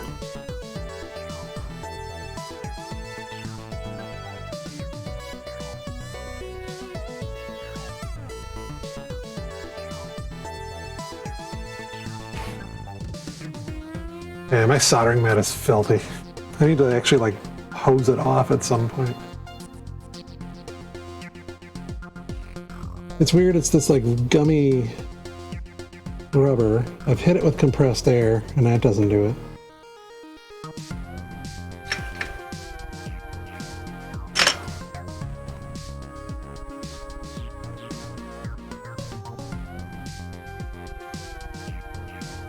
Yeah, I've mostly been ignoring chat. Have I missed anything from anybody? No, I don't think so. Alright, that's cool. Wasn't really expecting many visitors. I don't have a schedule. I don't have any kind of predictability. Nobody knows. Come watch my stream. But that's okay, because I'm still, well, I am in a persistent process of ironing out bugs with this stuff. This.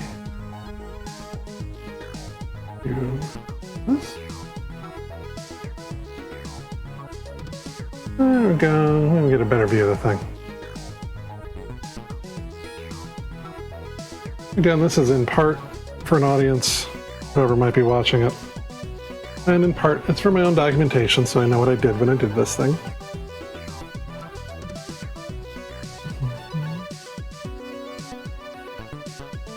At least it's not surface mount stuff.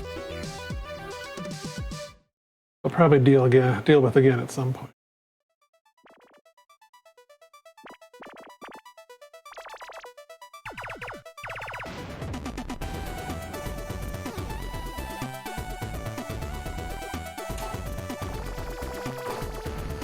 They'll celebrate once I got this board done.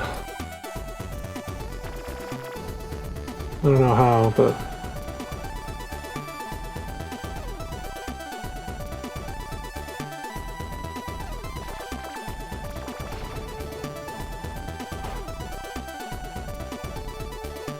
there's a lot of pins. A lot of sap, Clark.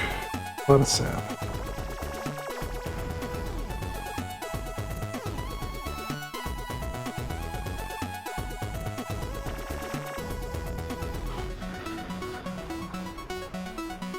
I guess if I was really concerned about chat, I should get like a heads-up display or something.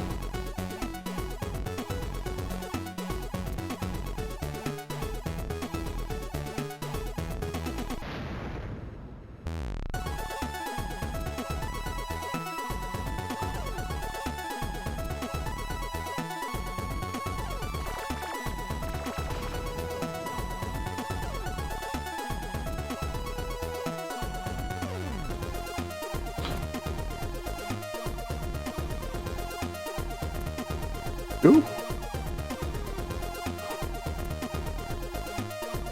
Kind of getting in a groove of like how much solder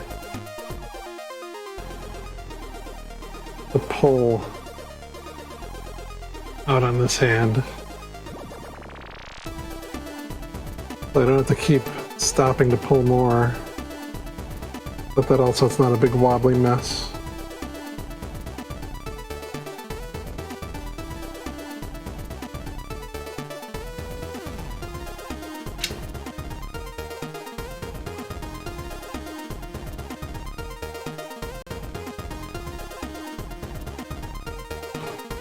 This is going to turn into one of my most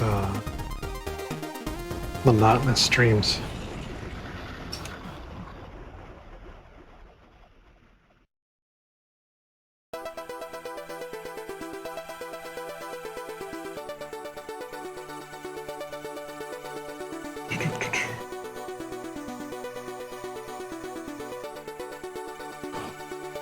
Well, that's why I have the music.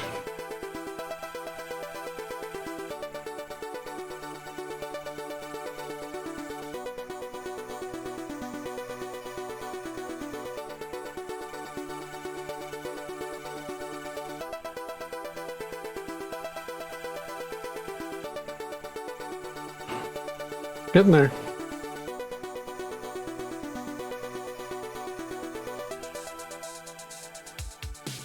Okay. I think we're back to single row slots. Let's go faster. One might hope.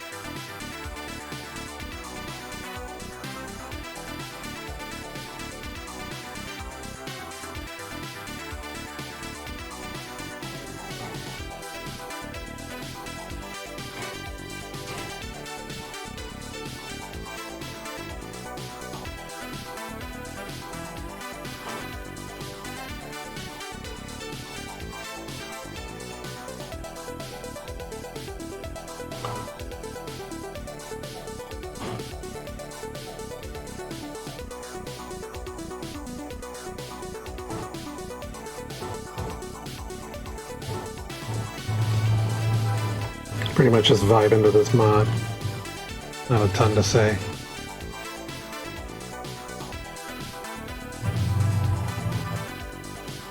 Kind of makes me want to make mods again sometime.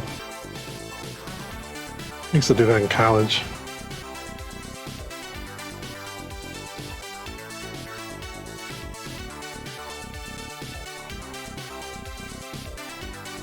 Got a Casio tone keyboard. Got some MIDI on it. There's a MIDI interface for the Amiga. Got a sampler.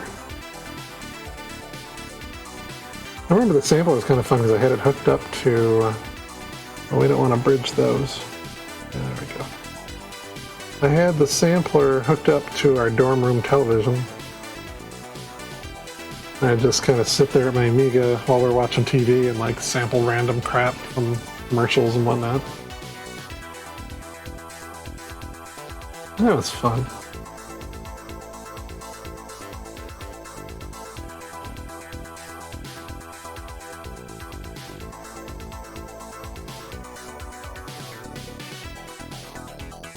I don't really do much of that anymore.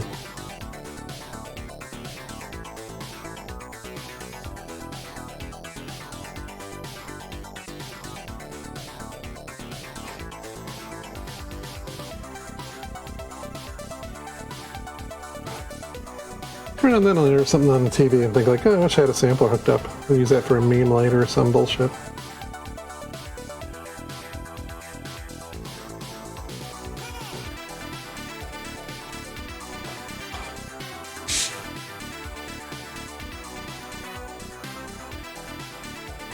Come on!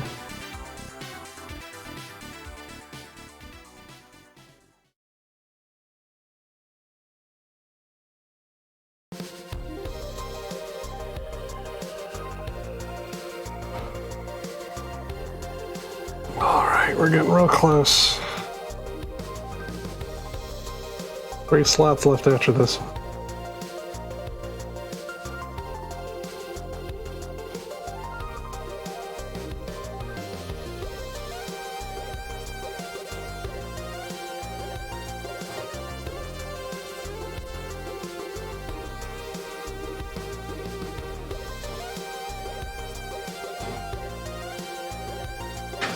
I think after I get all these slots soldered, I'm gonna give it a good visual inspection and then tone it out with my multimeter. And that will probably be the stream if I make it that far. How's our frame rate dropping again? Frame rate dropped a little bit. I'm probably doing alright. I'm gonna see what this looks like in the VOD afterwards.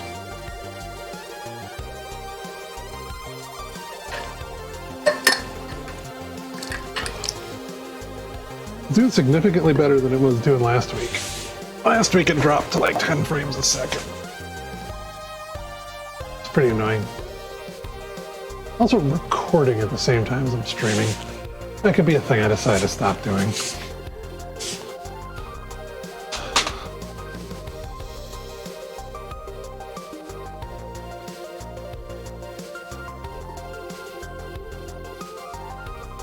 Really, it's just a matter of making sure this laptop stays stable. Uh-oh, I felt that better shift. Yeah, it's looking pretty good so far.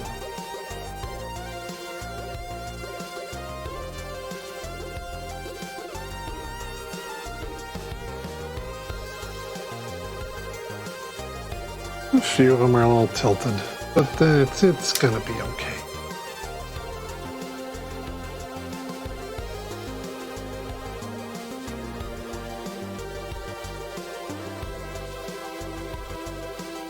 Everything will be alright.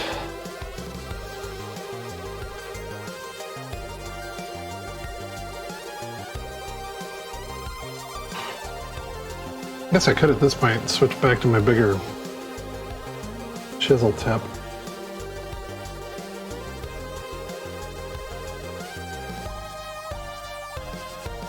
This tip should work fine.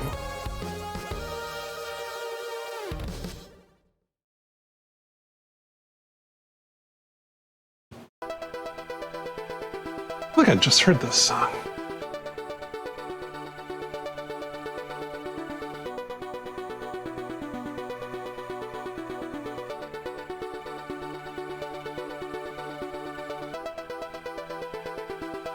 I'm gonna switch to different music playlists. What do we got here? We got, this has been all Amiga stuff. I'm gonna switch to this one. That's a good one.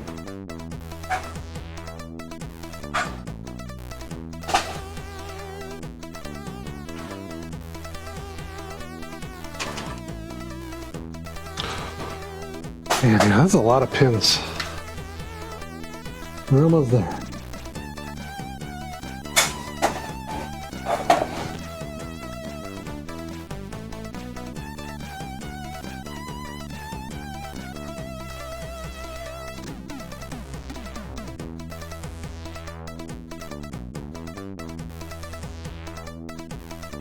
Once I'm done with this, this is probably going to be a Zork machine.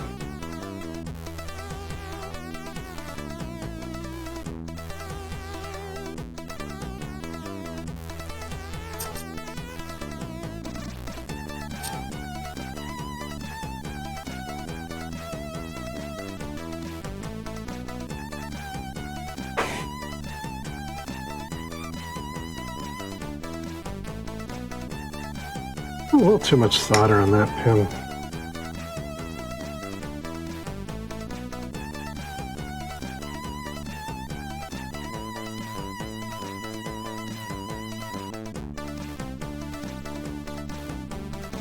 Doo-doo-doo.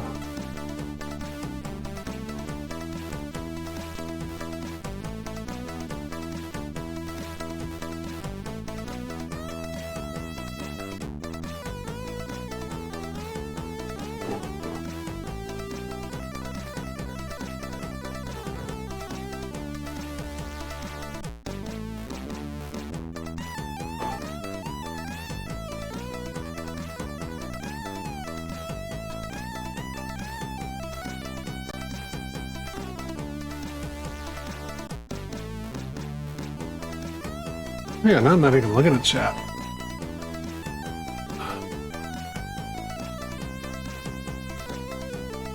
I don't think anybody's watching me today, but that's alright. Apologies if I missed anyone, I'm kind of concentrating on this. But it looks like chat is mostly just me and the bot talking.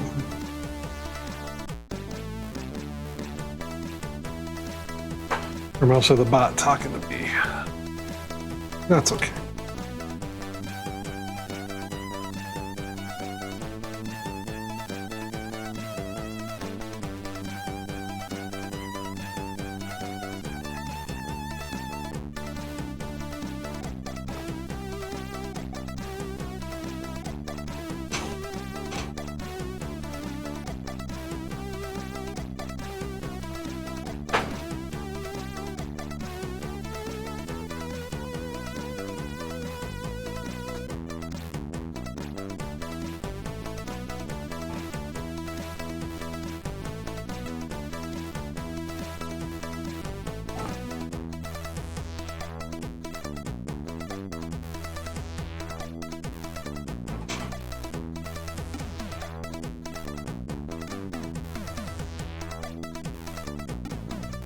Oh. Yeah, that's alright. Just filled a hole with solder on the board, but there's no header in that slot anyway.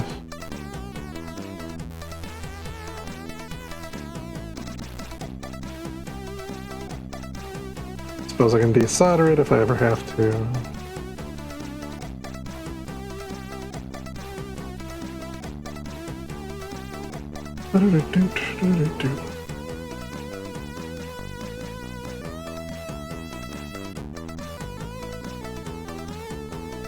And close.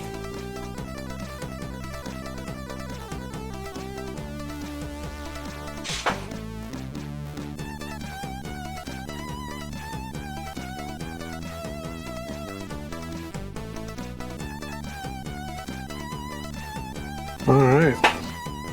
2 slots left.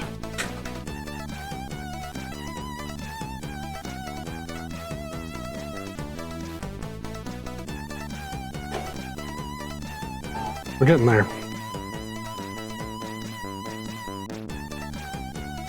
When I started this stream, I didn't have any of the slots in. Well, I had a couple tacked down, but I didn't really have them in.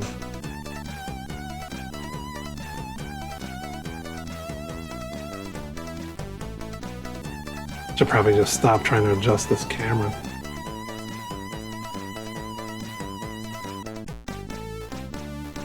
Gonna make for a terrible montage.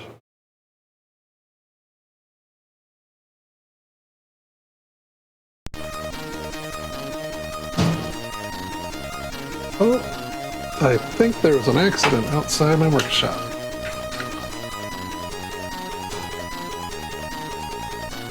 I think I may go peek and see what just happened outside.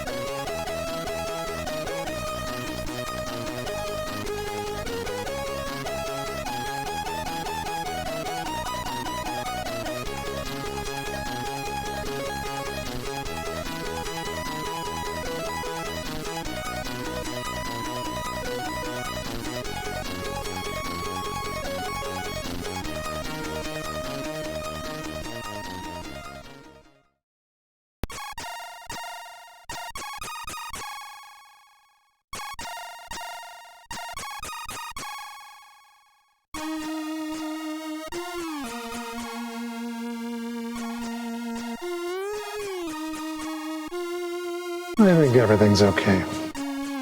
Just heard what sounded like a bit of a car crash outside my workshop, which that's always fun. Back to it.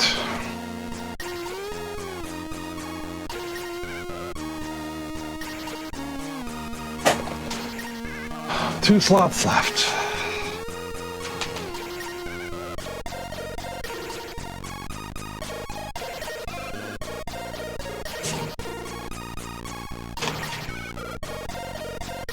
Maybe the more exciting game might be Android camera, maybe? Oh, maybe I'll stay on the workbench for now.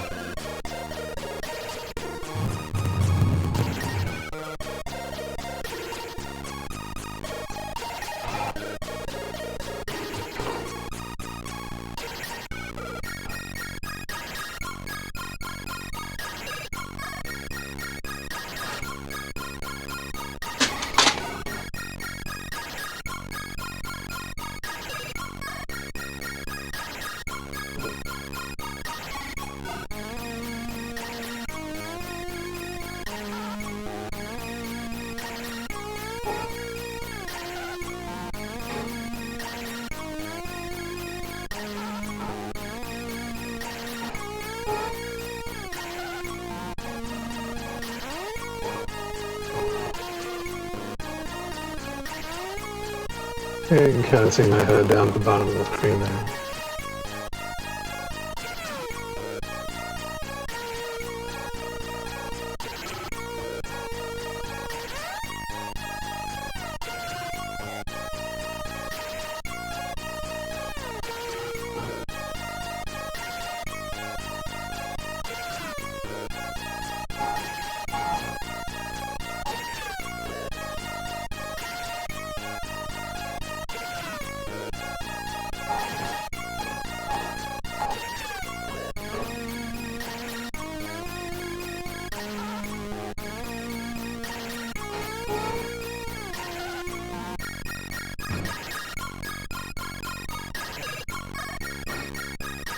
I'm getting there.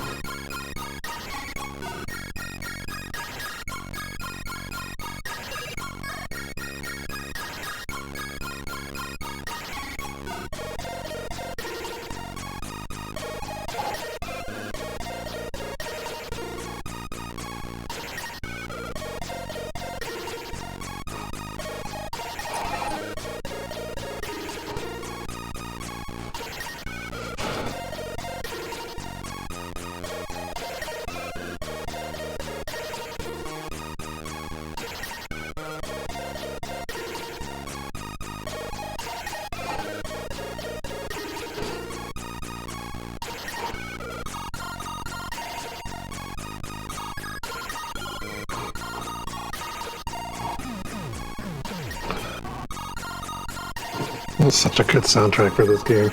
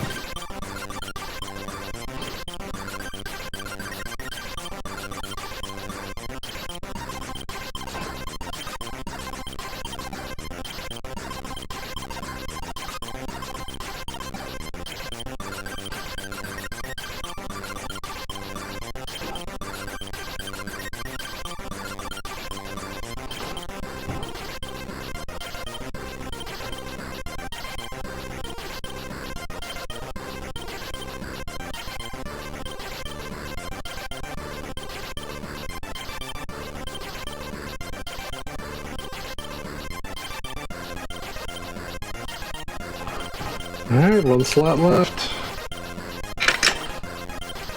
Oh, there's a lot of soldering. This whole thing's gonna be a lot of soldering. We got all these boards to do yet.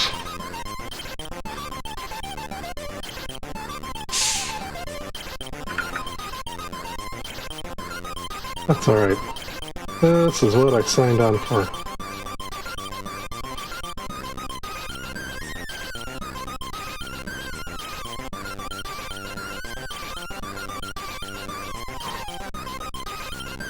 There are worse ways I could spend my time. This is kind of a marathon of soldering assembly now. It's gonna be neat when it's done though, I think.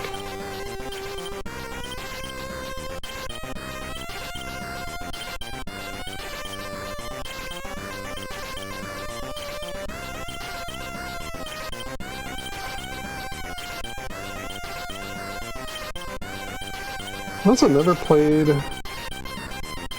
much with a Z80 machine. Never played much with CPM.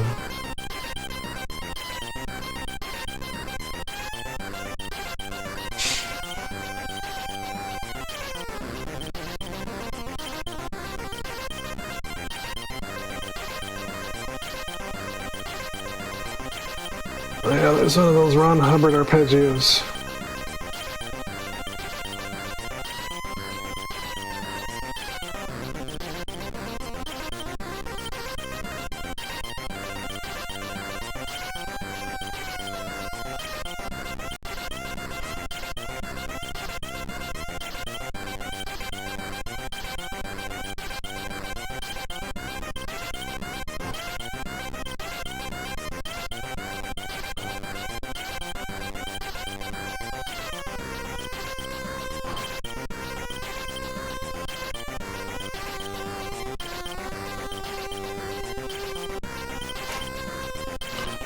Whew.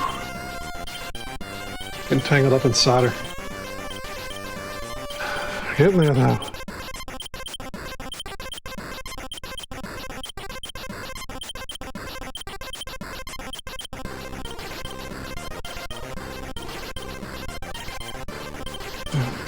What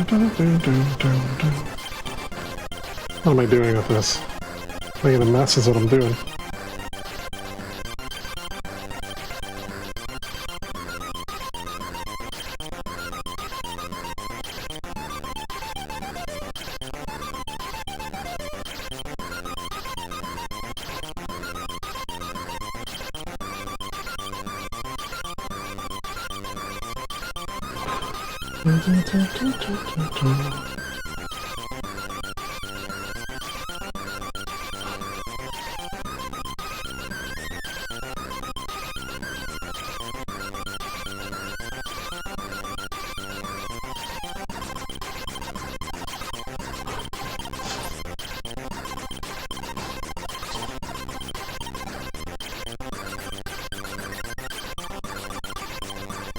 Guess I'll watch this stream later and decide how entertaining it was.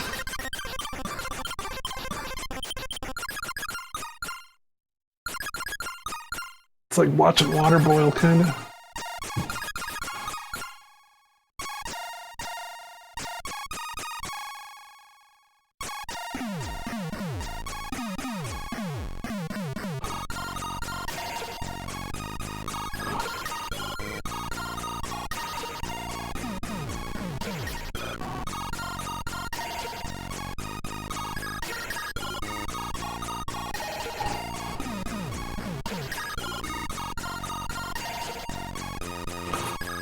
Only a few more pins left.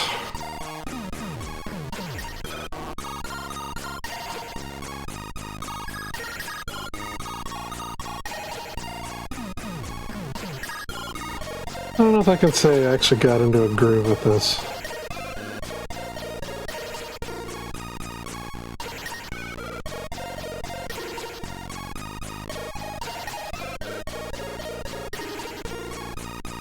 Alright. I think that's all my slots. I'm giving it a quick stare. See how my solder joints are doing. I think they're doing alright.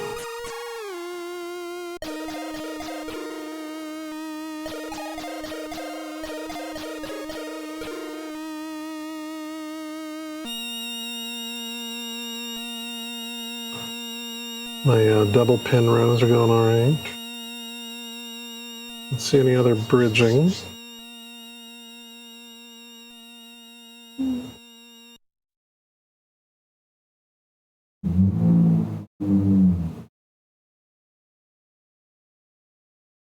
It's looking pretty good so far.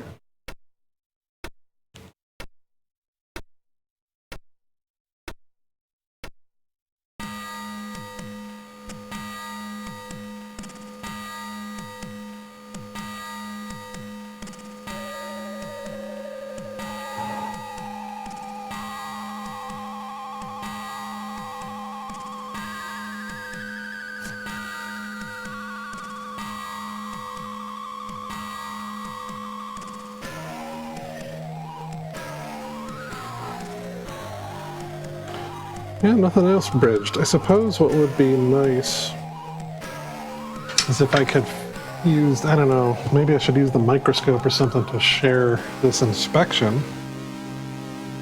It might be a little more entertaining, but I already kind of looked through it. Well, that looks under the microscope.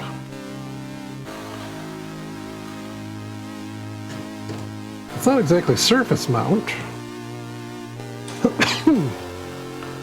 So it's maybe not quite as exciting.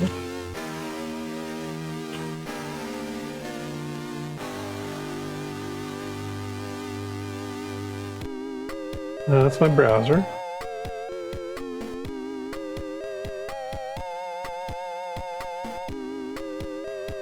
It's very dirty with flux right now. You can see, like, I don't know, these aren't terrible solder joints. I am planning to clean it. I can't back this off any further, really. But yeah, planning to kind of clean it with a toothbrush when I'm done. You can see there's a few spots where I nicked the next holes down. I'm not sure how useful this is. This would be a lot more useful for if indeed I was doing surface mount stuff. But this microscope doesn't actually pull away far enough for it to be useful, I don't think.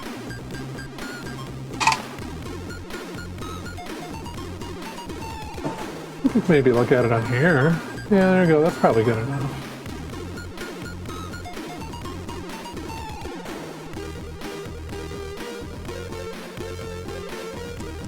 Yeah, I think mainly the thing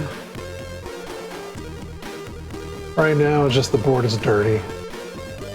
There's a lot of flux all over the place. But from this side of things, the board's looking pretty nice.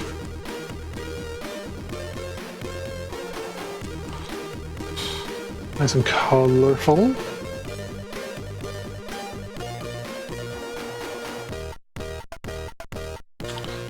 Alright, I'm gonna back this camera off a little bit.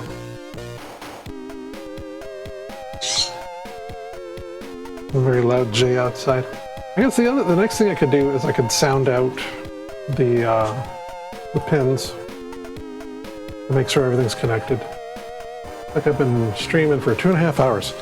I'm gonna say I will not stream any longer than 3. Because it's 2:53 here right now. I'm not gonna plan on streaming any longer than 3 hours. Well, here's what I'm gonna do. I got these alligator clip probes for my multimeter. I think I can probably put I've also got some of these leftover cut-off leads from components. So I think I can shove those into the socket headers as probes. That should help me there. I'll just sound the thing out.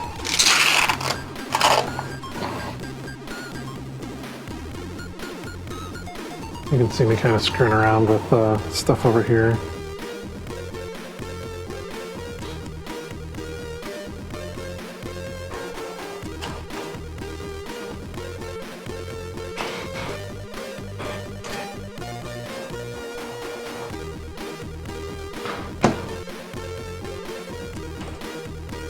Oops, what did I click on? Oh, I didn't click on anything. Yeah, some of these boards will be kind of fun. Smaller surface area to present, so that might be easier to show off. Stormlord.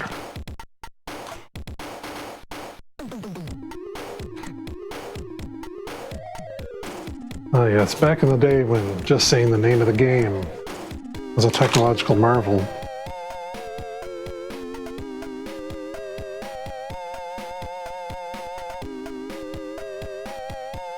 Am I even finding the thing? Yeah, there we go.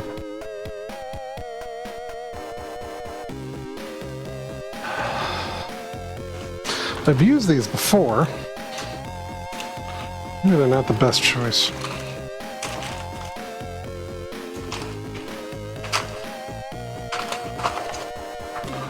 Oops. I dropped the thingy. There's the thingy.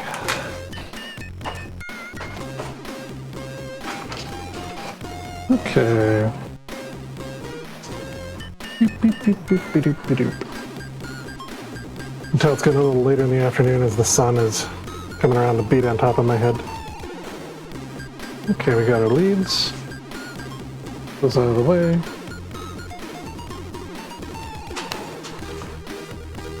Turn this on to continuity mode. You kind of can see that. A lot of glare. So I guess my plan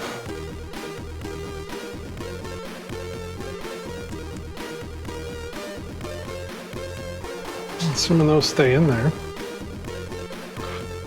I'm gonna use a couple of these clipped off leads.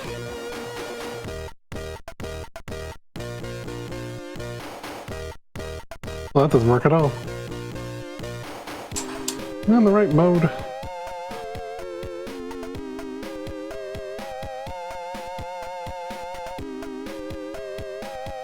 Huh.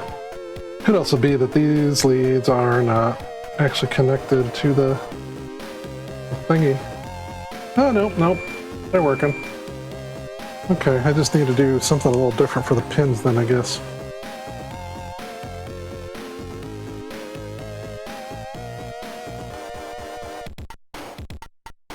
He's not conducting? That's weird. Different idea. I know. I don't know why I didn't think of this.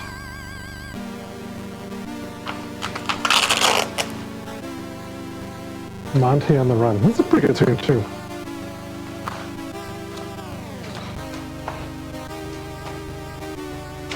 I've also got these leads.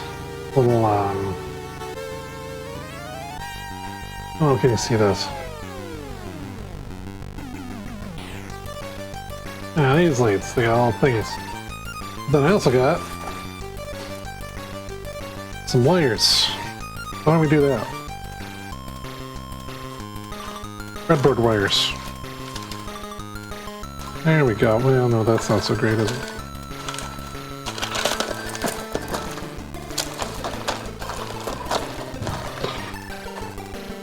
These will fit in the headers just fine.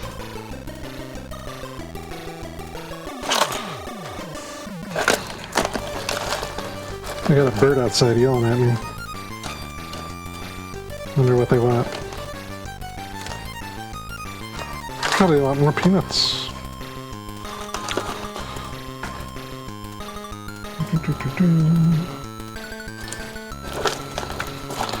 I'm being picky. I'm trying to find a red wire. There we go. Yeah, that'll work.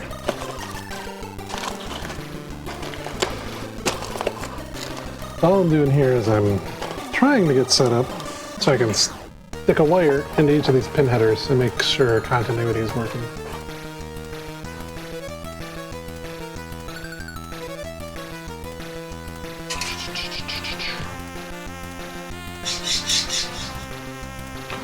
This isn't exactly rocket surgery.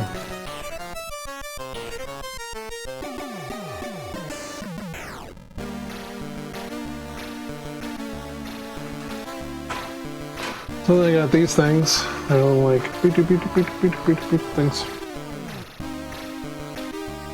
I don't know what that sound was.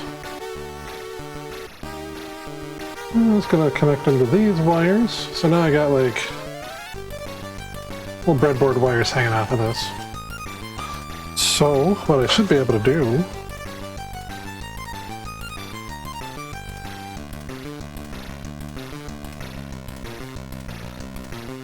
does this help? I don't know if that helps exactly. I just want to test these so I can go like here and go dip. Cool. Cool. Cool. Cool. You can't hear that. I guess you can't hear that. Can you hear that? Yeah, you can hear that. Sorta. No, you can't hear the beep, but that's okay.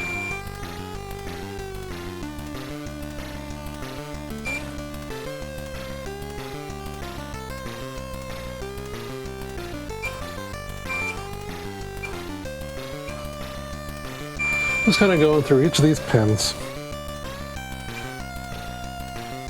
You can see the multimeter reflected. I go up one.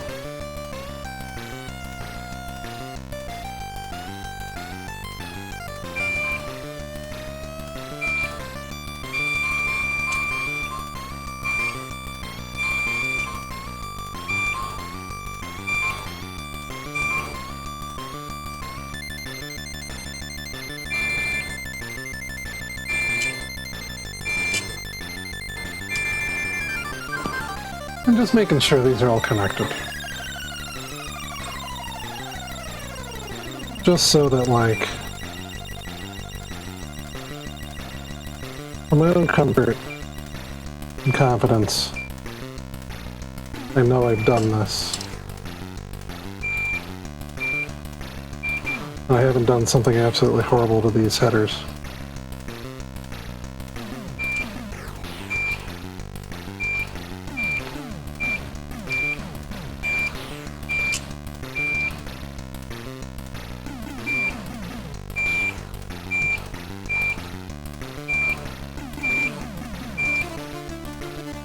So far, so good.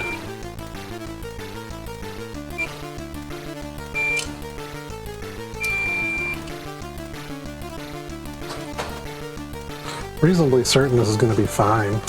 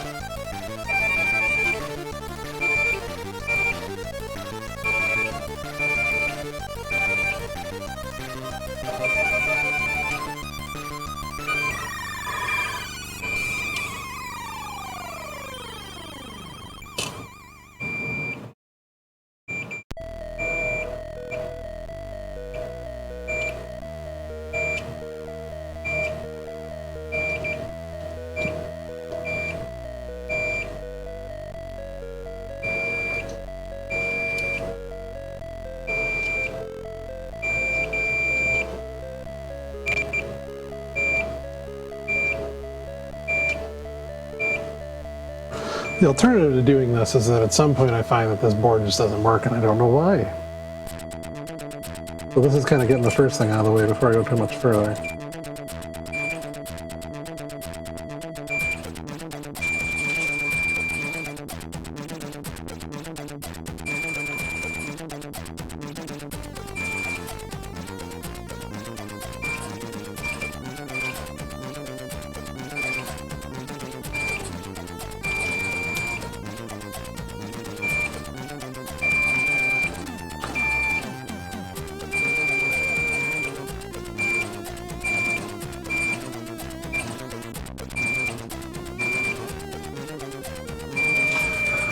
Also kind of gently check in for bridges. The two adjacent ones aren't touching. And it's been fine so far.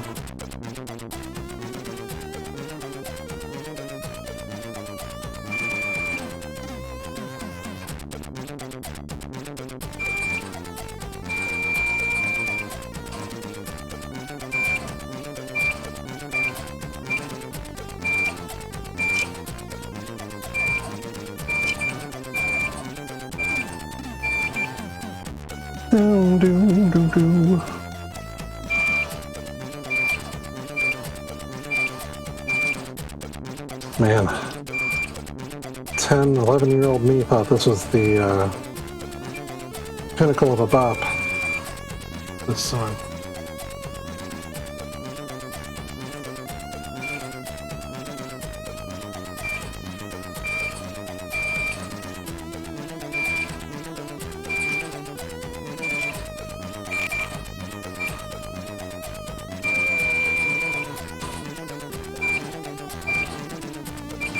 Doing pretty good.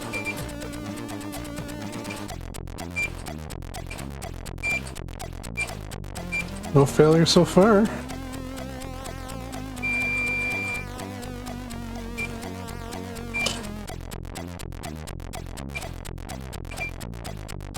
Well, that's not actually. Oh no, these are good. These are good. These are connected. Okay, okay, okay.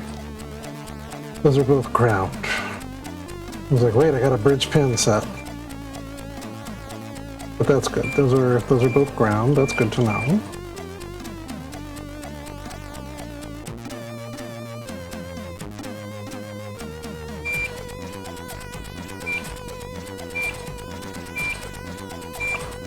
These are fine. These are both 5 volt.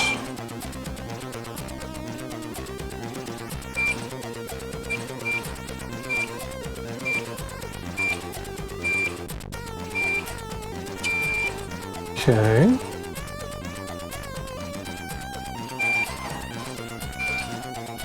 Good, yeah, those aren't touching. That's 2 different pins.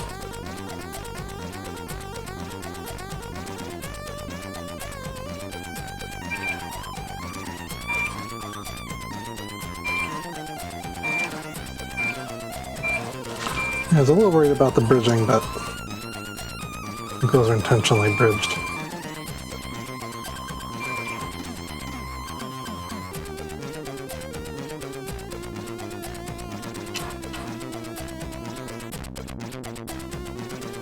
Reset pin.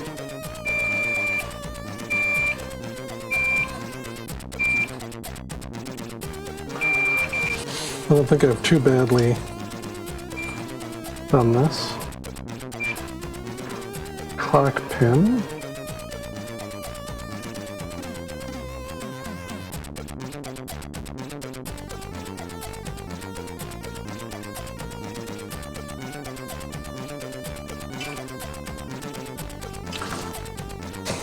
So far, so good.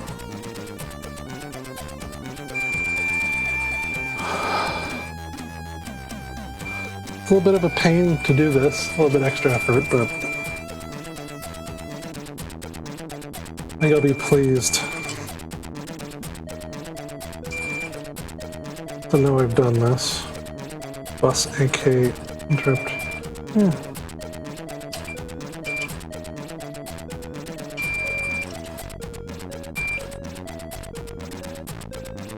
It's also interesting building this, because hopefully at some point I'll understand what all this hardware does, so at least to some degree.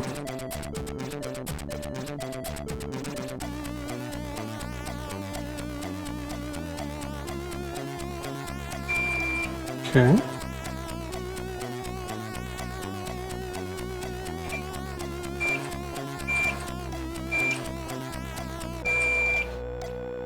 So far so good.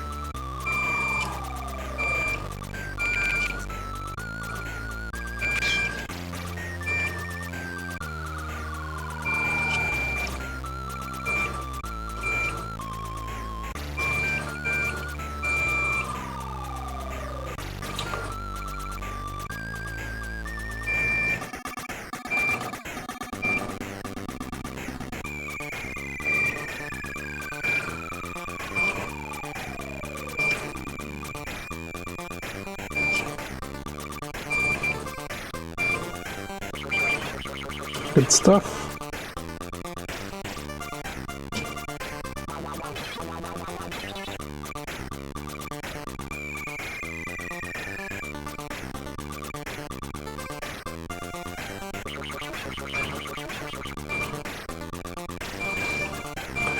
Alright. I guess the other reason I'm doing this is also I'm a little paranoid I might have like melted the headers. There's like little like trident things, well I guess two hooky things inside there. And that's what the pin slides into. I doubt I will have hurt those during soldering, but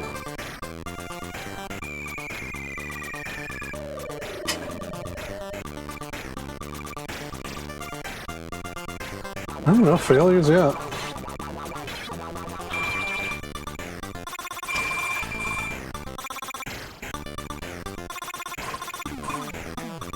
It's probably good you can't necessarily hear the meter noise. It's a lot of high-pitched beeping. It'd be really annoying by now on stream. I'm gonna watch the VOD and probably find out that yes, you have heard this the whole time.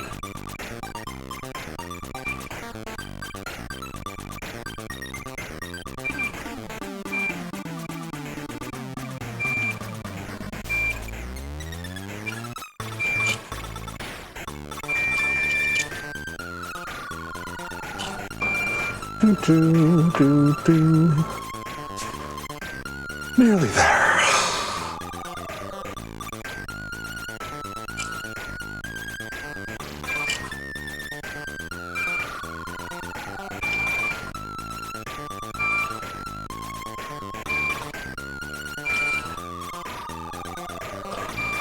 And when I'm done with this, I'm going to check the enhanced bus, and then that'll probably be the end of the stream.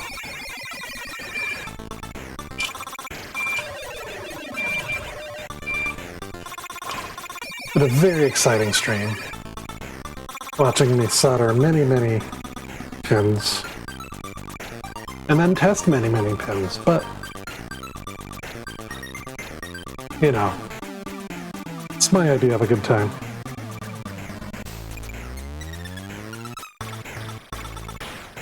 Not sure if anyone watched along the way because I've been neglecting chat, but that goes sometimes.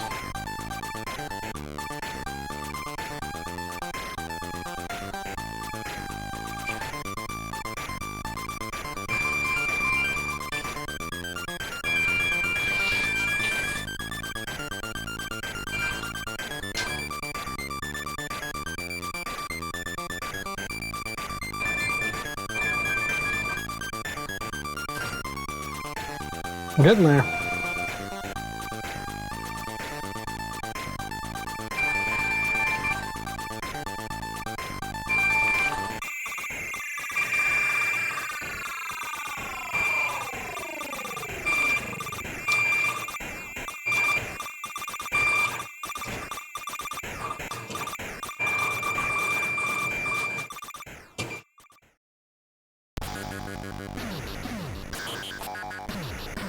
Most of these pins are doing pretty good for the sockets.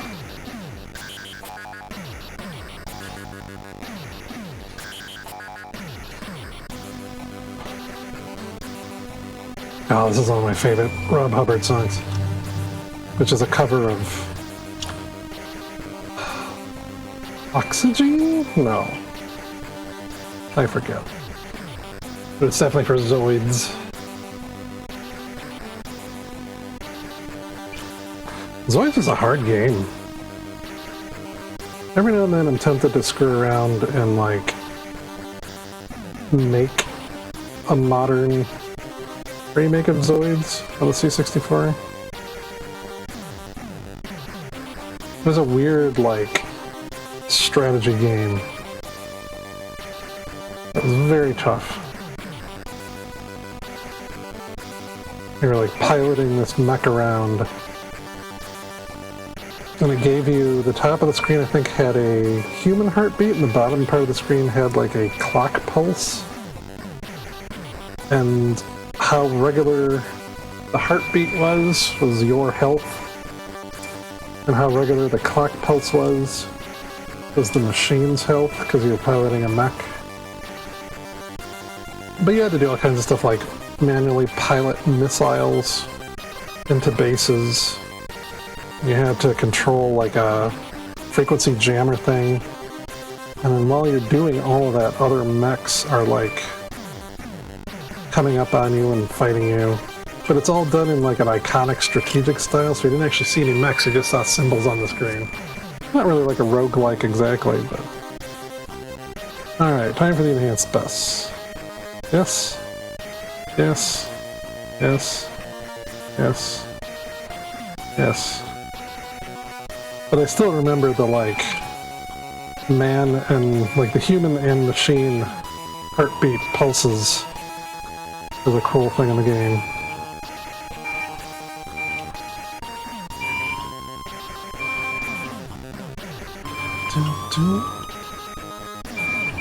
Oh, and this music just played non-stop while you're playing the game. This was not just the title music.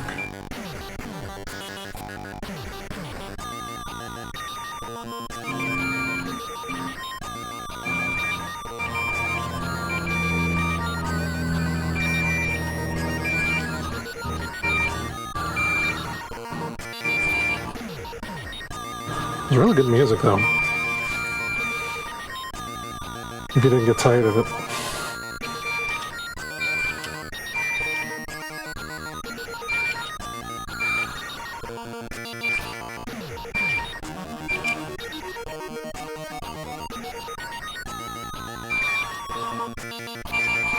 Alright. So far so good, this bus is toning out just fine. Oh. This is not toning out though. Uh-oh. Oh, it's because my meter turned off. My batteries are dead probably. Where was I? E9. I think my meter batteries might be dying. I have to hurry this up.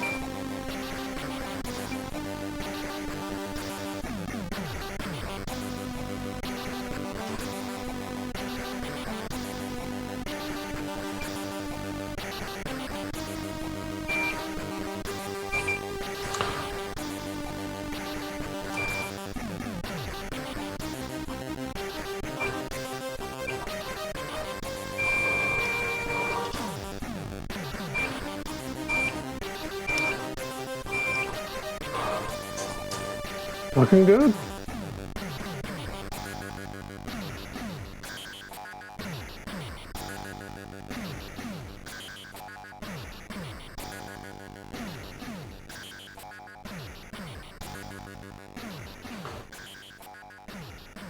You know, what game maybe a little bit reminds me of Zoids is Duskers, and also Cogmind. Though Cogmind is a more traditional, like, symbolic roguelike.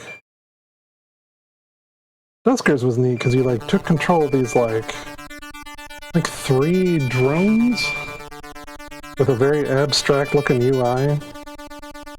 Looked a lot like Aliens or something, where like you're looking through infrared cameras to the points of view of these drones, and you had to control them with like text commands. Alright, well that all toned out just fine, and now there's solar radiation threatening to kill me. We are coming up at 2... I'm coming up on hiccups. This is looking pretty good. We're at 2 hours 54 minutes. I think I have successfully built the RC24 or RC2014 backplane. I got all the slots in. I sounded out all the slots. The bus appears to be doing its job as a bus. The back is absolutely filthy. I'm probably going to go at that with some alcohol and a toothbrush. Got all the other stuff in there. Let's see. There's a lot of different ways I can look at this, I guess. Let's back off a little bit. I'm probably going to take a few pictures of this, post this to my Mastodon account. I want to look at that for later inspection.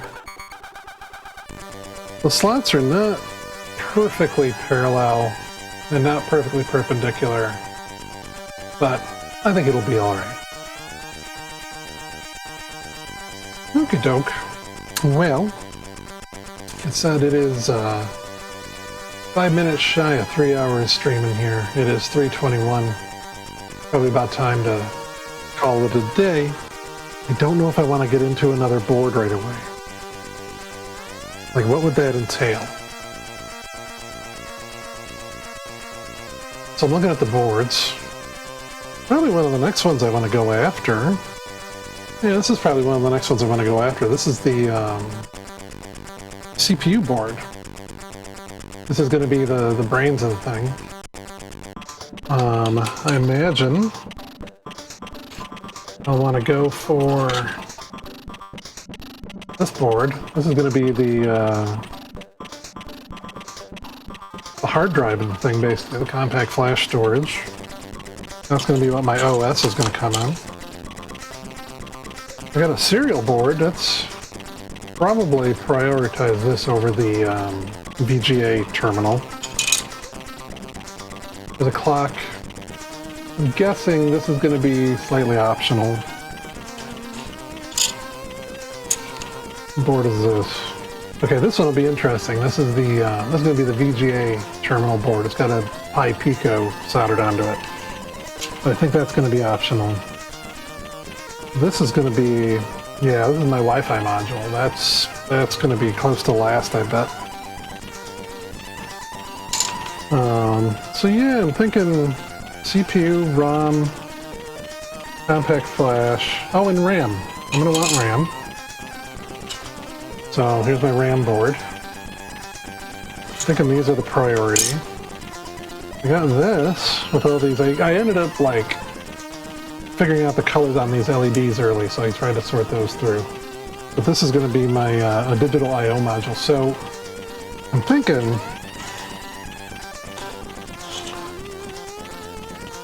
VGA terminal, Wi-Fi, serial, and clock are fairly optional.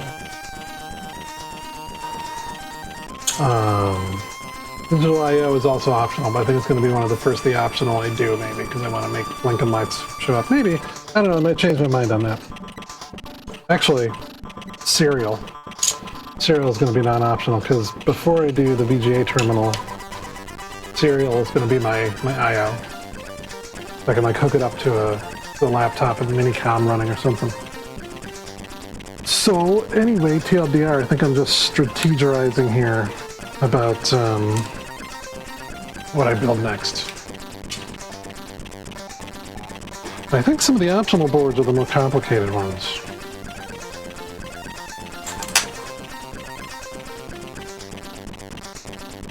I guess that meter can live over there. I don't know. The next step will be to figure out what to solder up. This one probably won't be too bad. This one, maybe I can go back to my home camera. This board looks like it won't be too bad. This is the Z80 CPU. It's got a socket. It's got a socket, it's got some resistors. Clock, I'm imagining that's what that is. And then the headers down here. And I do have to like trim the headers to fit this format. But then this will live somewhere in here. Maybe the CPU lives like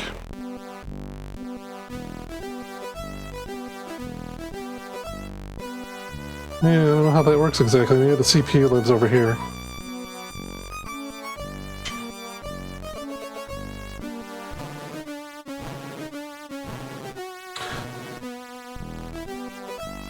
I guess maybe, yeah, these last, or the enhanced interface aren't connected.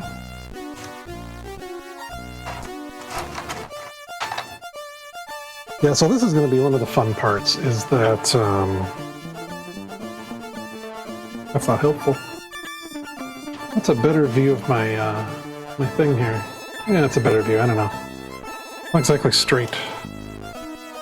I promised myself I was going to make big moves at this camera while I had it prioritized. Anyway, what's going to be interesting is these things sit right angle. These things sit right angle. I got these right angle headers. But what I'm going to need to do is trim them. So yeah, well, there's an extra pin there. So I'm going to have to like mark where along here to cut. And then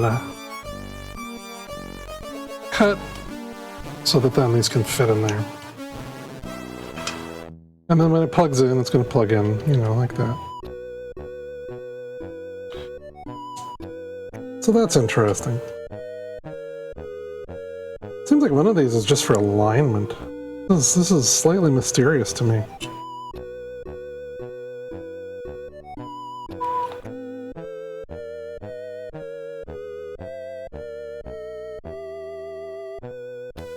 Did this board get trimmed weird, I wonder? No, nothing like that. It is also interesting because some of these boards have... Oh yeah, I'm going to be trimming these for each board individually.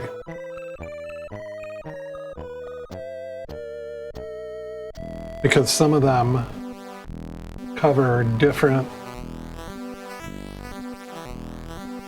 Yeah, some of these cover different sets of pins.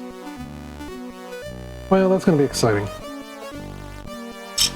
And also, I guess I'll be discovering if that's really what those are for.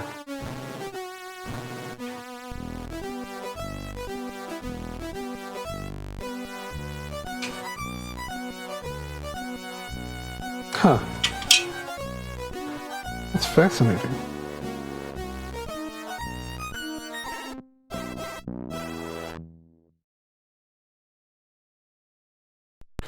Pin 1 is up here. Huh. Yeah, that's fascinating. They all are over one pin. I'm gonna have to look at more pictures of this.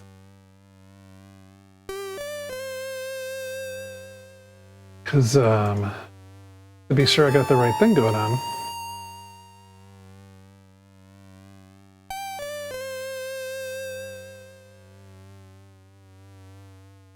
Okay, yeah, no, that's correct.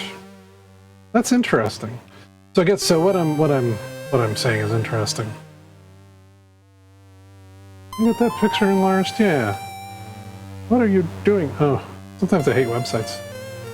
Let me open that picture in its own tab.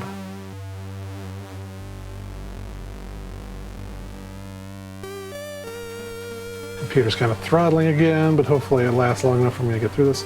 Yeah, okay, so if only for my own benefit. Here's an interesting thing. The final pin on each of these headers, all the way down the line, that final pin is disconnected. That's interesting, that's weird. That's unexpected. It's electrically connected, but it's not going to be connected here. Huh. I wonder if it's like just kind of for stability? I should do some reading about that.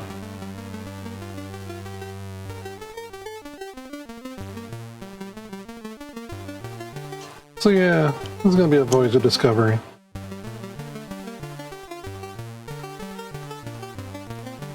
We'll see about that.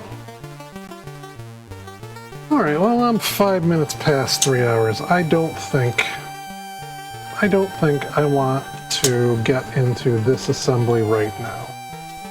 I've been doing this for a while.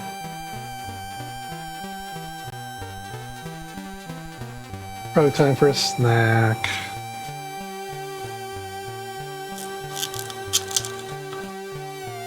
I'm telling myself this, and yet I'm reaching for more parts.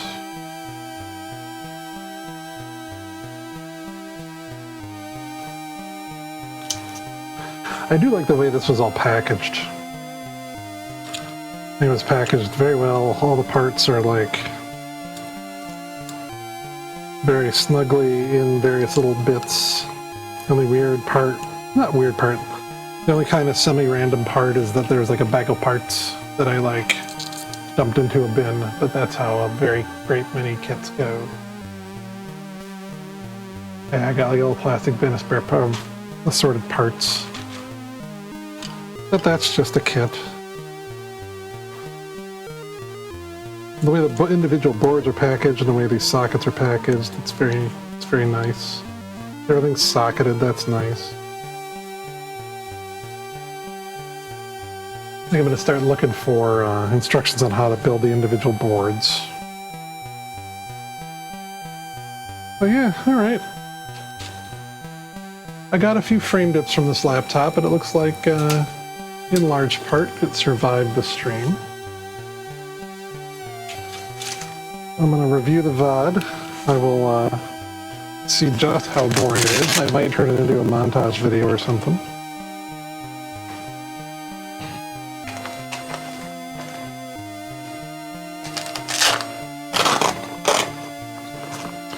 I'm just kind of letting this song play out. So yeah, alright. I think that's my stream for this afternoon. Anyone who watched, if you're hanging out, thanks for watching. Thanks for observing me kind of scuttle through this stuff. And then hopefully next few streams might be a little more exciting as I get into these individual cards. And it's more than just soldering a bus together. Until then, have a good day. Have a good week. Hopefully, I might try to do it more than just once a week. We'll see if I end up doing it midweek. Just kind of flubbed up my scene change there, but that's okay. All right. Well, you get to see my goodbye scene. See you next time.